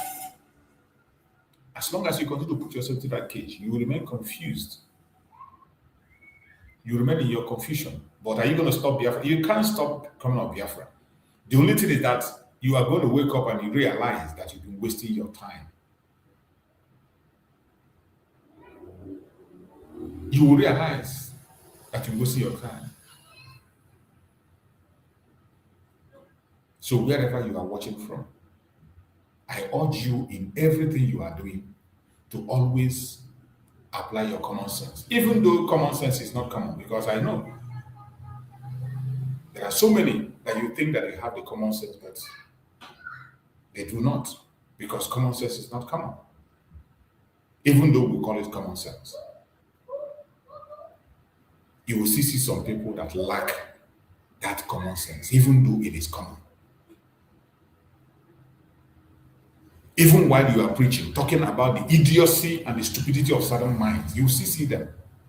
There are people who are bent on pursuing their personality project. Even when you talk about, you still see them on the comment section, they still come and they write. But will that stop us from talking? We are going to talk. We are going to speak. For those who have a clear mind and plain mind to understand. And for those who have chosen the path of destruction, we can't help them. We can't help them. The interesting thing that I was here, most of them came. And I will be here, they are gone. That is it. I was here, they came. And I will be here, they will all be gone. So before we go to the final phase of the thing, let us have a quick break, then we'll go to the last phase of the broadcast of the day. Them say Tinubu don't follow for Gotao. Tinubu don't follow for Gotao. He want to take it, that's the top of our head. Senate House fall and the criminals, country military fall and the terrorists, injustice, on Photoshop forget law for inside God. Changaro Republic at the government. Abubakar Malami don't fall for Gotao. Him and EFCC put leg for shit. Them say Sheikh Kukumi don't fall for Gotao. Because Donald Trump don't come to Machamo. Hingo matching Boko boys, matching terrorists. As the government knows the way for kidnapping to stop. INEC don't fall for Gotao. Them making Nigerians see one die for suffer. Welcome back. All those who've been able to hang around with us in today's program, I digest it. It is very, very interesting. I appreciate everyone that have been able to spend their time with us today. I thank you all, Biafrans, that have been in this program from the beginning to the end. It is a program that is meant to talk about the legacy of our leaders. That is what this program is all about, legacy of our leaders. More especially Mazi Nnamdi Kanu and Mazi Simon Ekpa. The legacy they fear. The legacy the Janjaweed, the enemy, the saboteurs fear. They are so afraid of that legacy. Why Mazi Nnamdi Kanu cannot be silenced? Prime Minister Simon Ekpa must be free. These are the legacy they fear. That when the Janjaweed hear them, when we talk about them, the enemies, those who are not genuine, they get angry. But do we care? I don't give a damn what you think. I don't give a damn. So many of them today who will come here and expect me to respond to them are people who I was here, they came. And I'm going to be here and they are all gone. So do I need to waste my energy or time paying attention to whatever they write or whatever they... No, I don't have that time. I don't have that time. Because I know the same way they came is the same way they go. So many of them are already disappearing. So before you could be able to come to try to manipulate me or tell me what to do, you must be able to spend the number of time I spent on this journey. until then, you don't even deserve my attention, not even for a minute. When you are able to sacrifice the number of hours I have put in, the number of years and decades I've been here, when you are able to do that, then we can begin to consider to look at you whenever you speak. But as long as you just jump in and you expect me to be distracted with your unnecessary work, you are a learner. I pray that Chukwu Okukabiyama will be with us, guide us, protect us, and give us that very strength to continue to carry this journey to that destination which we are supposed to be, and we are almost there.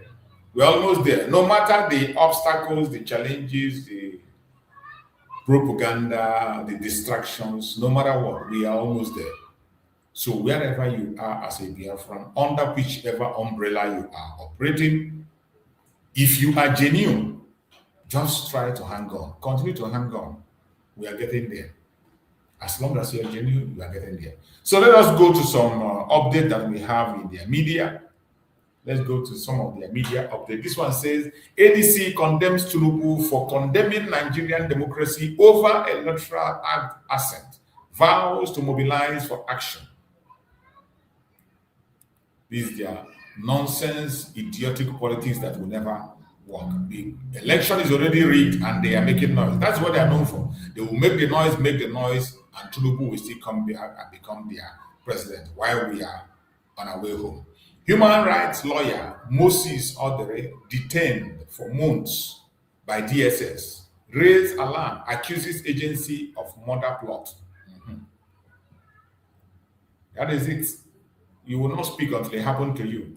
When Mazi Nnamdi Kanu was illegally detained, we were shouting and talking. None of you is saying anything.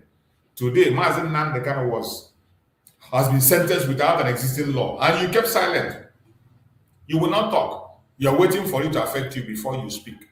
And maybe in your own, you will not even survive it. That is it. Nigerian police arrest ex-presidential aide Obono Obla for alleged forgery. NBA begins probe. Presidential aide forgery. Why are you surprised? Even your president forged his own certificate. A president, you have a president who is a drug baron who forged a certificate, entered into a school as a woman and graduates as a man.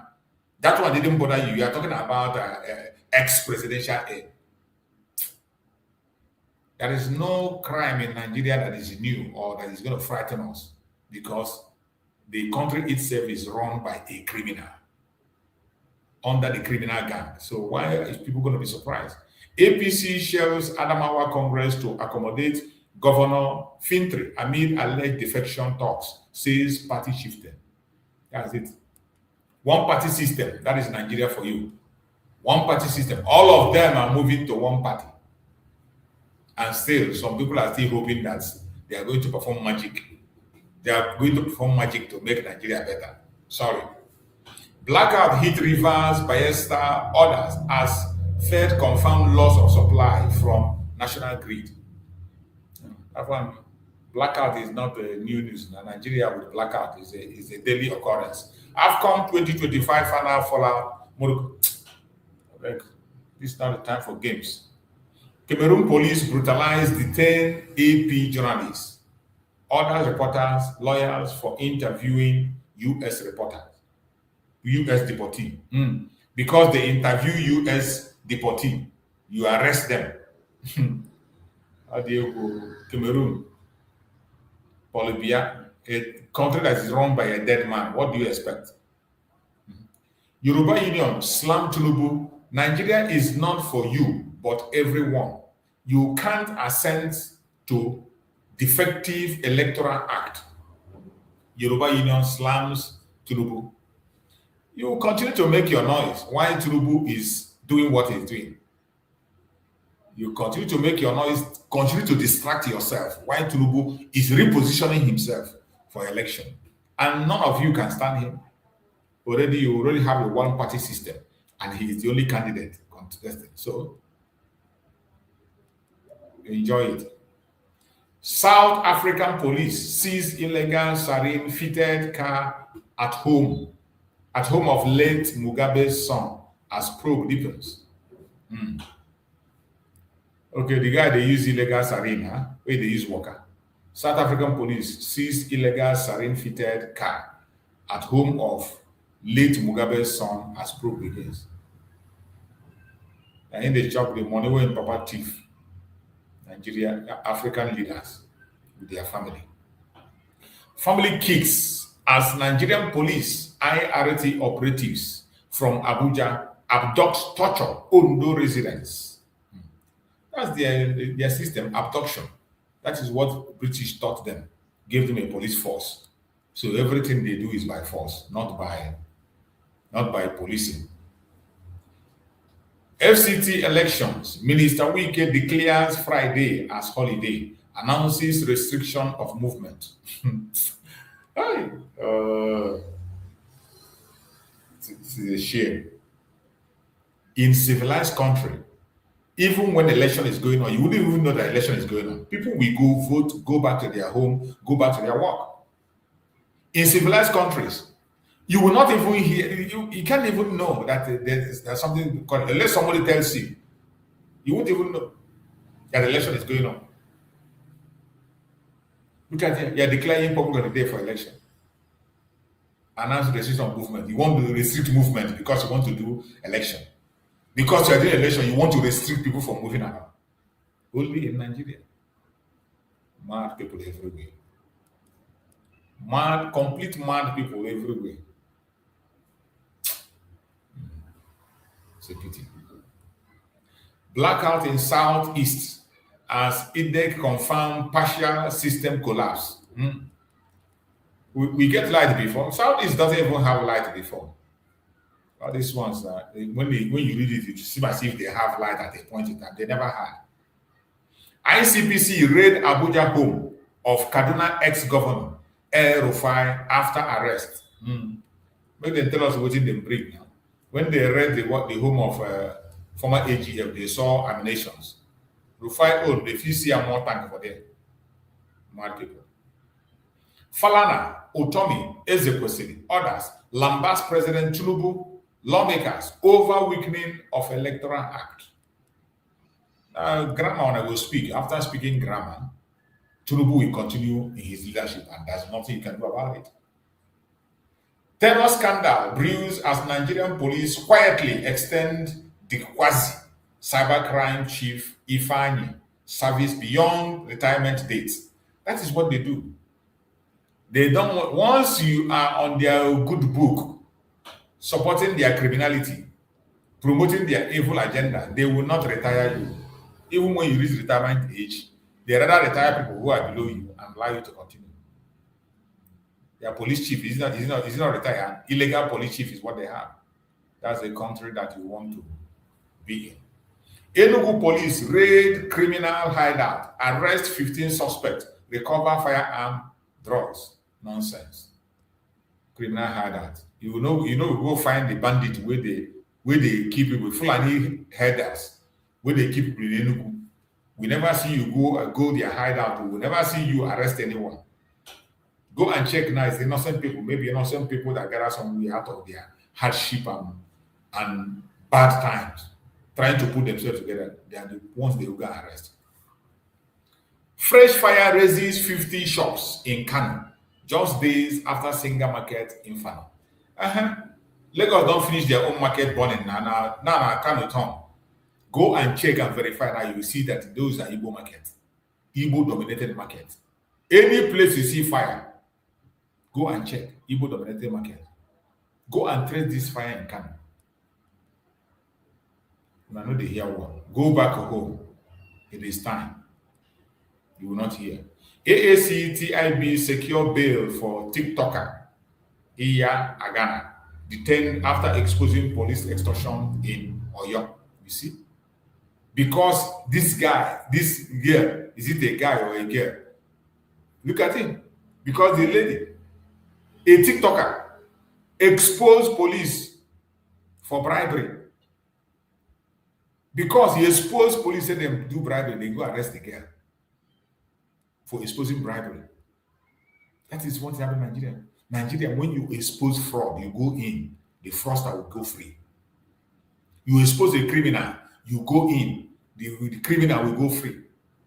You blow whistle, you will go serve a jail term, and the whistleblower will serve a jail term while the person you blow the whistle against will be free. That is the country that some people are trying to die for. Military arrest suspected Boko Haram collaborators.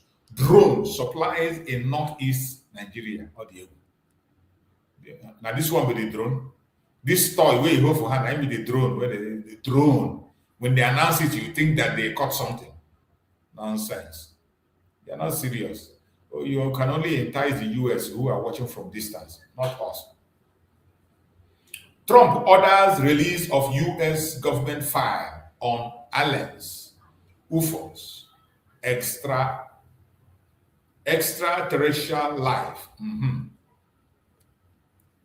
Trump orders release of US government file on aliens, UFOs, extraterrestrial lives. We're going to show us now. We won't see those aliens and UFOs. Give us, make we hear, want to see it. Make it public. Iran accuses US of threatening military force. Appeal to UN Secretary Council. I think you know they fear. Why did I appeal to UN? Why are you appealing to UN? You know they fear before now. Who be the UN? Not the US. You go here by force. Iran accuses US of threatening military force. Appeal to UN Secretary Council. You never see anything. We still not hear war. We go here by force. The UN where they go reporter, is it not US? Sahara reporter mark 20 years, so we reflect on investigative wing amid threat. 20 years of Sahara. Now try. But you have to brush your messages up because you are still part of the propaganda of Nigeria. Photos emerge of women abducted in Niger community bandit attack. See the people where they abduct. See the people where they will go marry them. These are they will go and marry them. They will say they want to marry them. Since they are Muslim, they would like to marry them. Nigeria will not save them. Nigerian Attorney General drops murder charge against poly graduates.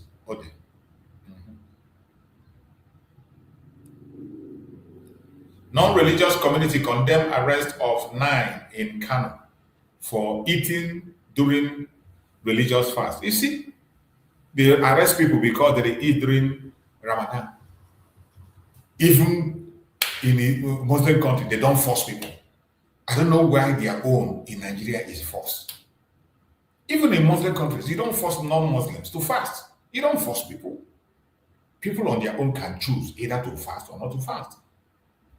But here, now by fire, by force, you must fast, you must do this, you must do that.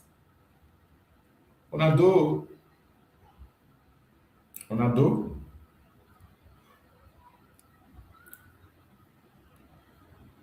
Leah Shaibu marks 8 years in Boko Haram captivity. Parents urge Tinubu government to act. That's it.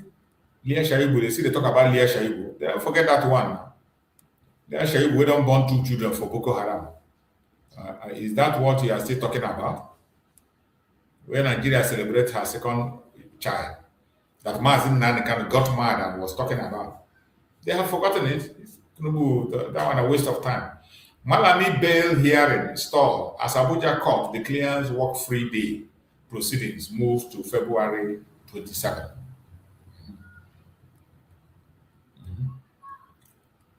Tunisian lawmaker jailed 8 months for mocking President Said on social media. Imagine. They jail somebody 8 months because he talk about president. Africa. Now try. Court adjourned UK-based Nigerian blogger Maureen Badejo's case after dispute over service of charges. So, DSS to arraign former Kaduna Governor El Rufai over cybercrime, national security charges Wednesday.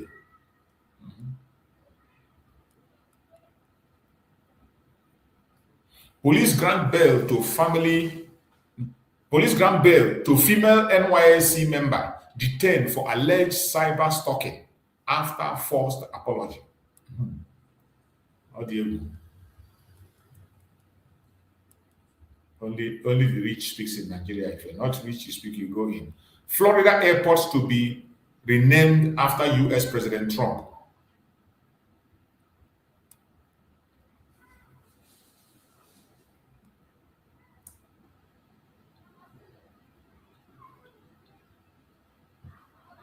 Woman shot dead by suspected bandits.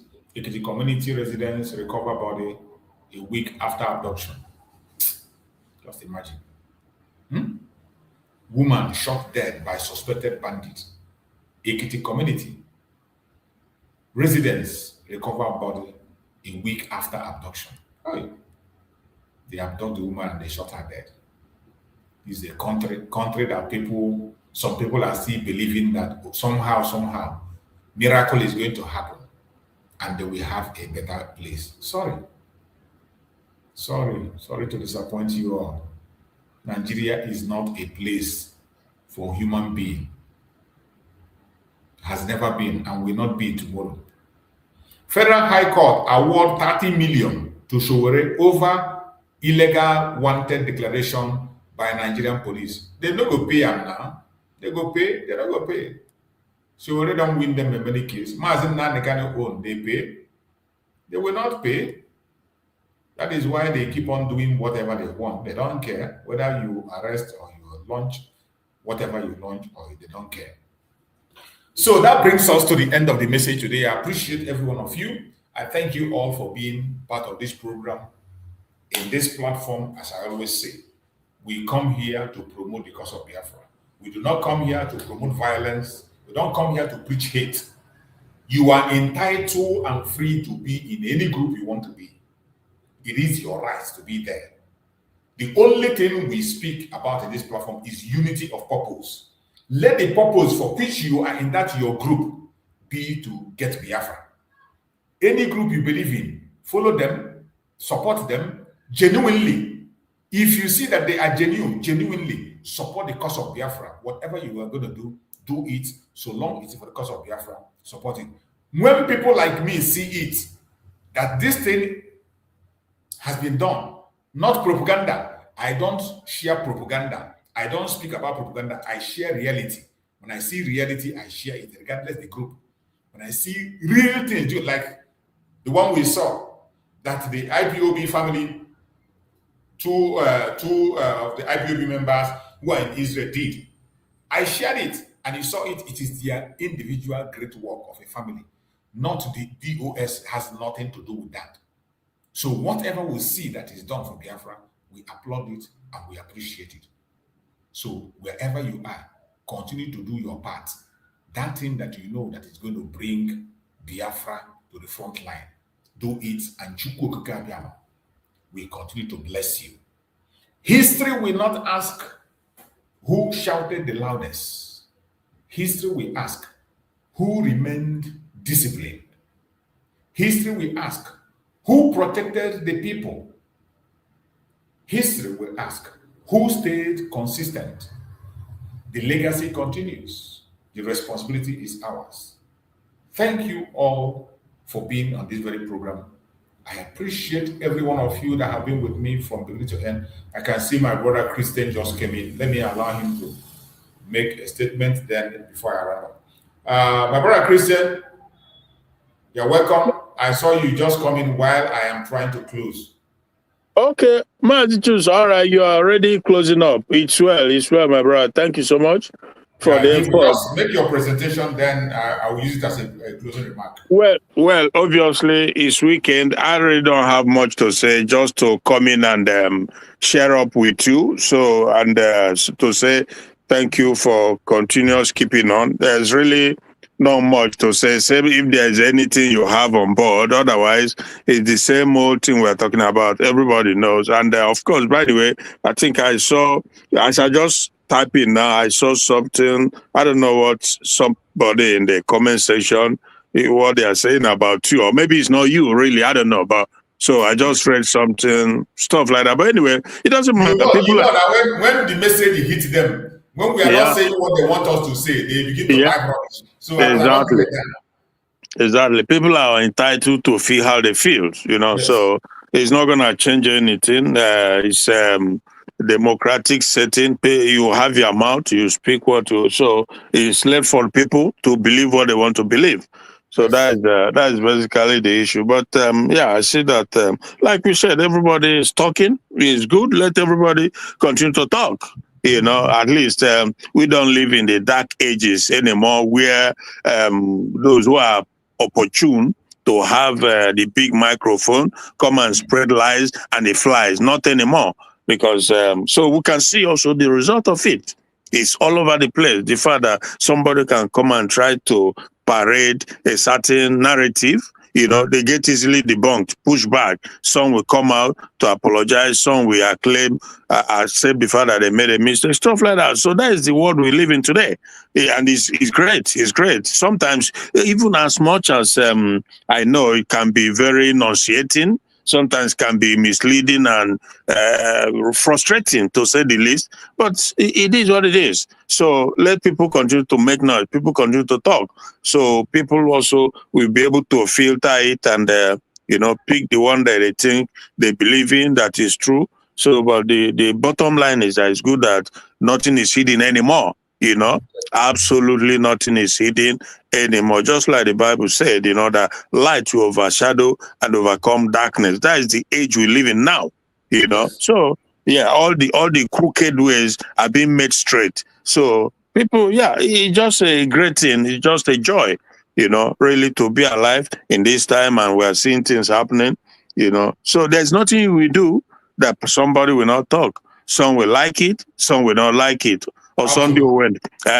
So how do you go, my dear brother? Thank you so much. And I know that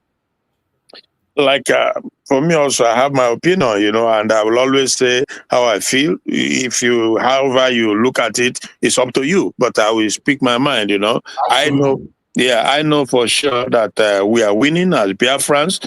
It may not be as pronounced, you know, maybe may not be as visible to some, but I know that we are winning, because you can't continue to cover lies forever. At some point, we begin to manifest. And we believe in Chukwu Abiyama. Some will say he's slow, you know. Some will say, oh, he this and that. But at the end of the day, you know, he will has the last laugh. Chukwu Abiyama will always have the last laugh. You know, so that is it, my brother. Thank you so much, Brachus, and maybe we'll see again tonight or tomorrow by the grace of God. There's one thing I want to ask, whether you saw it. You know, yesterday when I played the video of the recognition of the issue of Biafra coming to the Parliament of Israel Parliament. You know, after all, the DOS went and claimed the they claimed the glory. They claimed the glory. Then the woman and the guy that did the thing came out and said that they have no hand in it, that it has nothing to do with any DOS. They did not contribute financially, they did not contribute morally, they were not even aware of what was going on. That is what the guy did with his wife and a man and a woman, they did it on behalf of IPOB. But for them claiming glory that they don't have any hand in it. Eziokwu ki na-agwa m ife, nna m. Eziokwu ki na-agwa m ife. The woman wrote it on her own handle. Chelo, nwaanyị ọcha anwa nke ya na nwoke m ka. Exactly. Wow.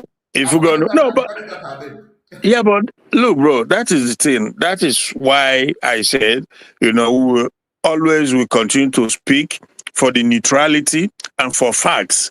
We are not here to propagate or support or to be lured, cajoled into supporting one group or the other just to win a political point, just to score point. I don't do that. Never, and never will I. You know, those who are destined to live the way they live, so be it. But never. You know, if you do something and we see it that is moving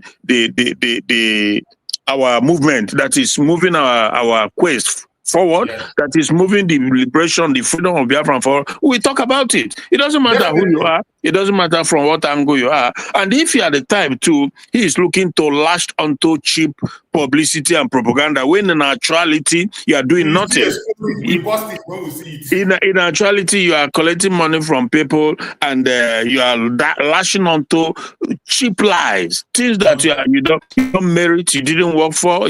So there are people who does that, but we can do that. We simply cannot do that, and we continue to debunk them when they do this. And Biafrans, I always say, we must open our eyes so that you don't fall victim for this kind of people, So that is the thing, my brother. We like you said, when you do something right, we talk about it. And if you come with lies, we also push back on it. So can you imagine if the woman, Israel and he can see through, she recognizes that there are people who are looking for cheap propaganda, cheap publicities to claim glory, to claim victory where they did not. Before you know it now, they will tell you to contribute money for it.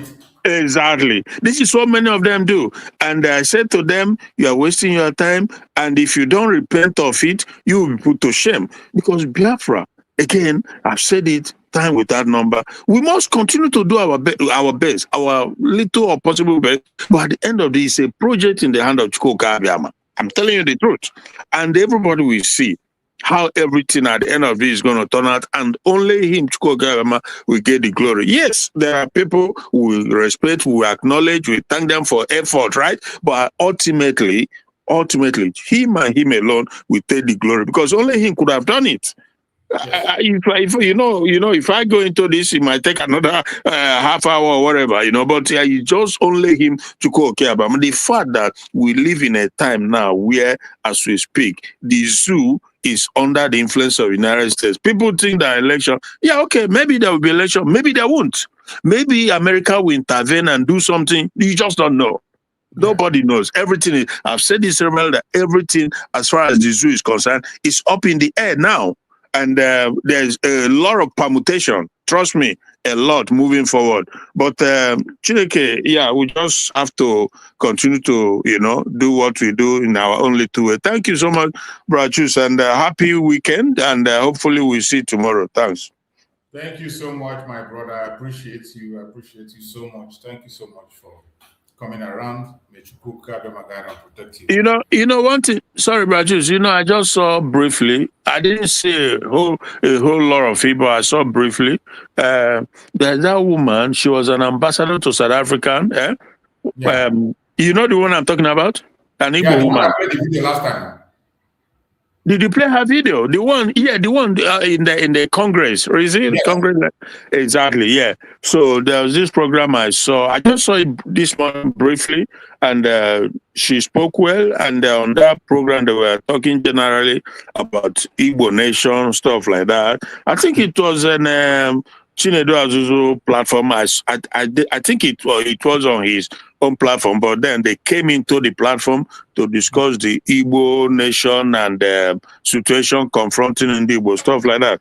A lot was said though, but and they talk about the amalgamation of Nigeria. Well, the amalgamation has brought all but tragedy, destruction, retrogression, constant chaos. Everything that is evil and bad is what the amalgamation of Nigeria brought.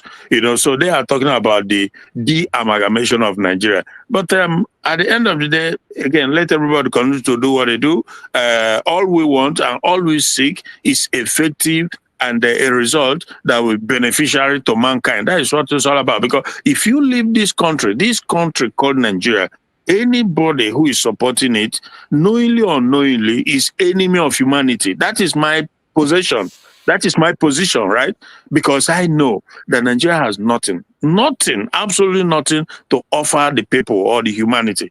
That is a fact, 100%. Because everything you see, where do you start from? Absolutely, where do you start from? Nothing good. The politicians, they are just accepted the fact that this opportunity for them to remain like the divide between the have and have not, right? That disparity, they've come to embrace it, and it is sweet to them. You can't even imagine how much they are enjoying it. And nothing's going to stop them except something bigger than them happens to change it. The country has nothing for the people. We said it over and over again.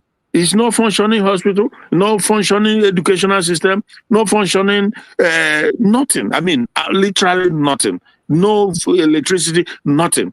You know. So Adiego, my brother. But Udodi, we will continue. Thank you. God bless. Thank you so much, my brother. It is well. It is well. So, my fellow Biafrans, I appreciate every one of you that have joined us on this program. I thank you for being part of the program. May Chukwu guide and protect you. We are still going to be back again later on in the evening. We'll come and spend at least 1 hour or 1 hour 30 minutes, and we'll be done for the day. So, thank you all for being part of the program. If you have not yet shared, share the program. Continue to be strong. Do your own part. I do my own part. Whenever I come online, I put a link there. Sometimes, if you have a superior argument to present, the best thing for you to do is to click the link and join me on stage. And for some of you who believe in you so much trust on what you are doing, you feel you are the alpha and omega. You should be bold enough to on your camera the way I on my camera, and then you confront me here, so that the Biafrans will look at us and then judge for themselves. It is not just better you hiding somewhere, you hide on the comment section and you write episode and then you run away. Sometimes make out time on your camera, sit down the way I'm sitting, engage me. Those things you are talking on the camera, if you are referring to me, you sit on the camera and talk to me as gentleman and gentlewoman. Then we can discuss about it and see who is right and who is wrong. And the Biafrans will see it and judge for themselves. Sometimes it is not nice you being on the comment section, spend all your energy and time writing and typing without a response. The best thing to do, as somebody who trusts what you believe and what you think is the right thing, you join me on stage, put on your camera.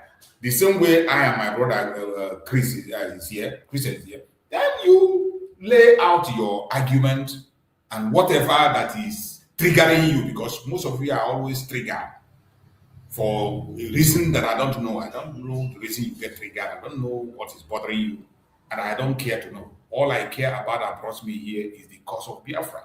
I speak about Biafra and my program. But I urge you to pick that courage to join on stage sometimes and present your case. Let us deal with it once and for all. You know, Mazi, sorry, you know, Mazi, yeah, this is the problem. You know, some of these guys, either they're scared or because they don't have what it takes to engage. So they just go there, they write rubbish, and that's it, they walk away. So, but if you believe, if you are convinced that you know what you're talking about, make it open so that we can exchange. Let's talk about it. Let's have a dialogue, you know. So obviously there's lots of this situation going on. I don't know, I just forgot now because like this Udele, you know. So these are some of the things that it's obvious that these guys are just working with the enemy. There's no any other way to spin it, you know. And some of them are feeling frustrated. Like Asarido, there's so much pain and frustration going on in his head because the narrative has changed and it's not going to be business as usual. So now he's lashing on to anything, everything he wants to put it on Indigo. These people are even turning against him. I think I forgot to play one video. Let me play this video before we go. Yeah, Mazi, this is how it goes. This is life for you. You know, I've said it that there were people in the Riverine area, you know, in the coastal region, they must wake up and realize that he's their enemy. As much as he's enemy of Biafran, he's enemy of Ndibo, he's also enemy of their own people because he's just working for the caliphate who has... Go ahead. Yeah, so the caliphate has, you know, that is the agency. They place him there to make sure that through him they can bring this crazy terrorist Islamic movement in Biafra land and to conquer. That is the role that was assigned to him from a very long time ago. It's not just recently. It's been a long time ago they assigned him that position in coastal Biafra to make sure that Islam take deep root on it. But I'm happy that the people are also beginning to see through that he's not there for them, but his own interest alone. And that is the pain and frustration he's feeling, because he knows every time he put it on Indigo, that America has come, that Indigo brought to them this. Oh my God. How do you go, my brother? Let's listen to this video.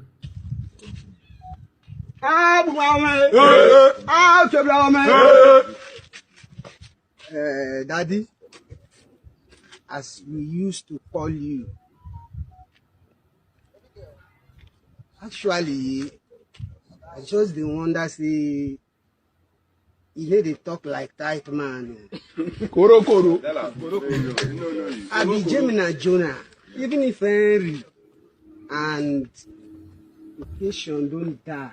From the beginning and the scratch of this game, and how you take on stand, we there now, and you did forget saying that we be the IPOB children.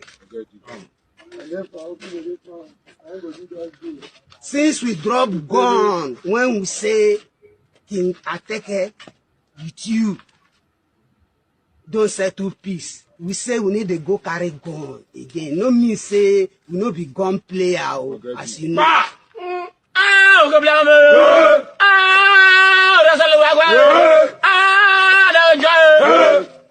Me, I no go carry 150. Come die for your head. Hence you know how all of us work out. Say you, when you the contact say now we come beg you for us. We no come beg you for us. So we no do any court activity inside Bukuma here. We are only agitating for our right due to these facilities where today NNPC they come engage for maintenance, because now the same your people where we agitate for our right now still come enter with our people, come bringing war. I believe you don't know. No. When we did Eshwe, when they don't conquer us, you drove to Eshwe with your car. Teke was pursuing you like a child. Yes. Tell us something. Teke was pursuing you like a child. You cannot stay in your house, Daddy. I can't call you by your name. You came and meet us. Henry was alive. Blackie was alive. Eminem was alive. The squad was a squad then. You say you dey worried to stay around your community and you go help us conquer our town so that you go come stay there, bringing IYC to get a base. Yes, because we wanted help, we accepted. And it was 2 rifles that he gave to us. Daddy, when some people are dead and you're talking, talk like a man. Don't talk like, I don't even expect you. Don't talk like you are making pride of what you didn't do. You give us 2 rifles. And the 2 rifles, we use it to make sure IYC stand. You stand, you stayed at Okrota with us. The government was looking for you. We guided you. Instead of giving us a help. Today, you are coming to collect. You are coming to sight at our land and wanting to collect something by force with what we have used to play with. We don't fear guns. Fear guns.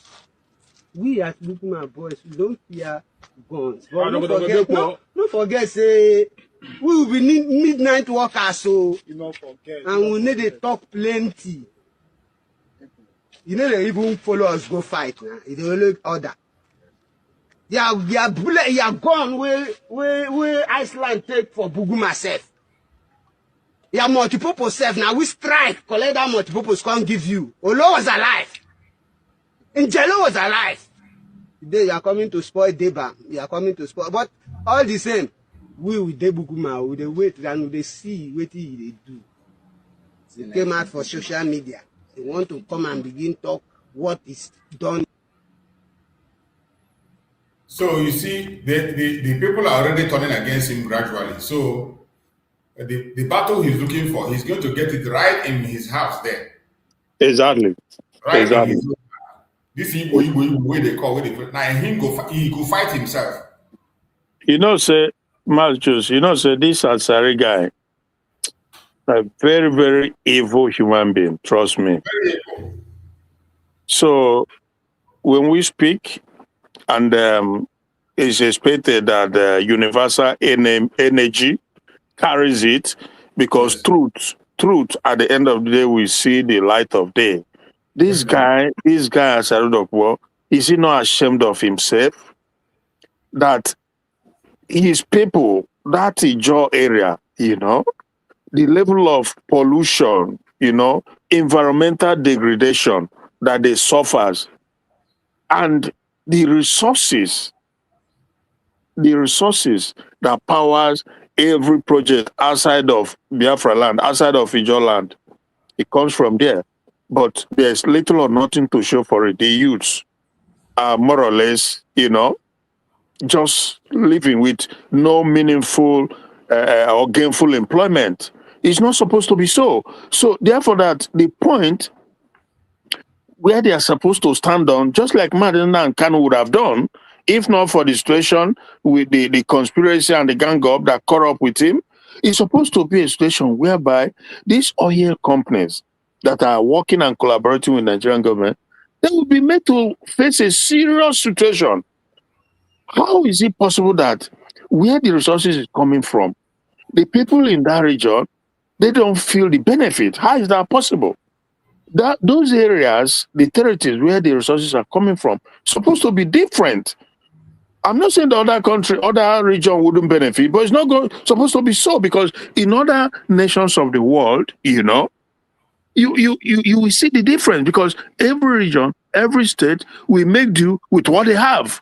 Meaning, simply put, that everything cannot be equal, because everything is not equal in life.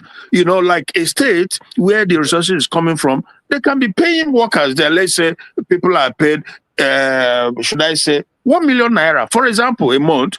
Other states who don't have much, they can be paying 300, 400, whatever. That is how it goes. That is the spirit of true federalism. These are the things they're supposed to fight for. But Asari Dokpo doesn't care. What he cares about is that the lion's share by the caliphate is given to him. Then he will have all the monies, have all the houses, all the different women he will marry, go to Cotonou, and while he's keeping this boy perpetually poor and using them to form his gangster group, carry arms and ammunition. So this is a guy, if you ask me, I'm sorry to say, if the people wake up enough, they should be able to put akara in his head. This boy is supposed to that big stomach. Because he's trying to, his destruction he's bringing to our people in the coastal region, and that's a fact. But for how many years now he's been on this with nothing to show for it? All he does is come out to talk about how he have a house of millions and billions, how he's this and how he's that, and can you imagine that? Can you imagine? So you ask yourself, where is Nnamdi Kanu's Rolls Royce? You know, because this is a guy, if he wanted all this, he could have just gotten it just like that. But he cares about the people, the entire Biafra, whether in coastal region, whether in Delta, whether in wherever. He cares about the welfare, the fairness, and the justice. That what belongs to you ought to be for you, not what is going on now in the land where this oil, which is the mainstay of Nigeria economy. You know, okay, now that gas is another one from Ali Igbo, you know, Imo State and all these other states, that is where the concentration of oil gas is, you know. So then we want to, but that is not going to work, because we will never allow that to happen. We continue to push until we get through, you know. So, but it's very, very, very, very tragic what Asari and some other work they've done in Niger Delta. You know, that it's supposed to be better than Dubai. By far better than Dubai. I'm telling you the truth. Because when I saw a clip oil pollution.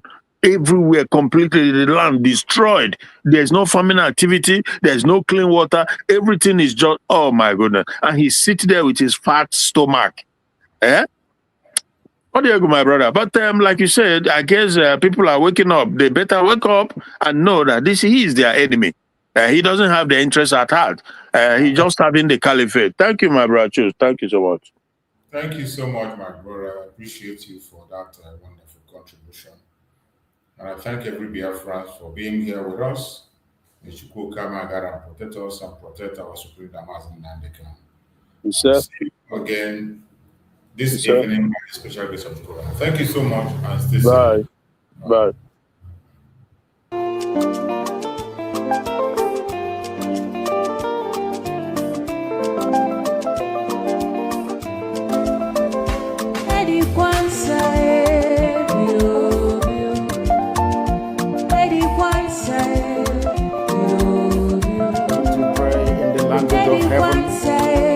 The very oldest language on the face of this very earth. Chico Kikabia Mapuni, Chineke, and Son of the Winner, Isala, Nina, Cosa, Hanson, Unana, Jama, and Yanaga Faros, Obanana, all the other and then saw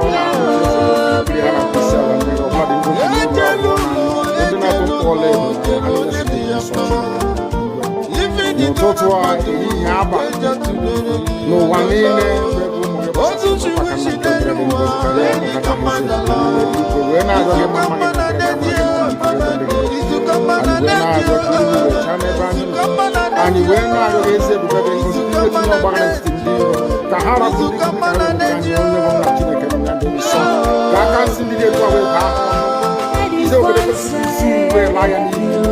and you were not young. Be connected with make a difference with your source and no more and we're not going to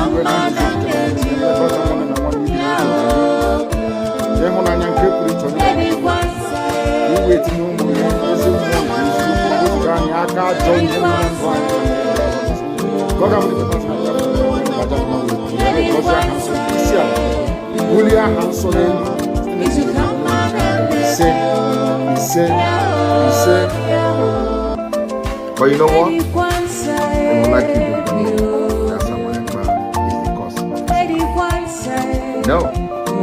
I am the solution, and the only way they can get to you is by kicking me out, which is not possible.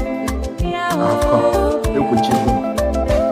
After I return to Nigeria, Biafra will be free and enjoy freedom. Biafra will know the importance of freedom and what I'm going to do in 5 years to come. Thank you.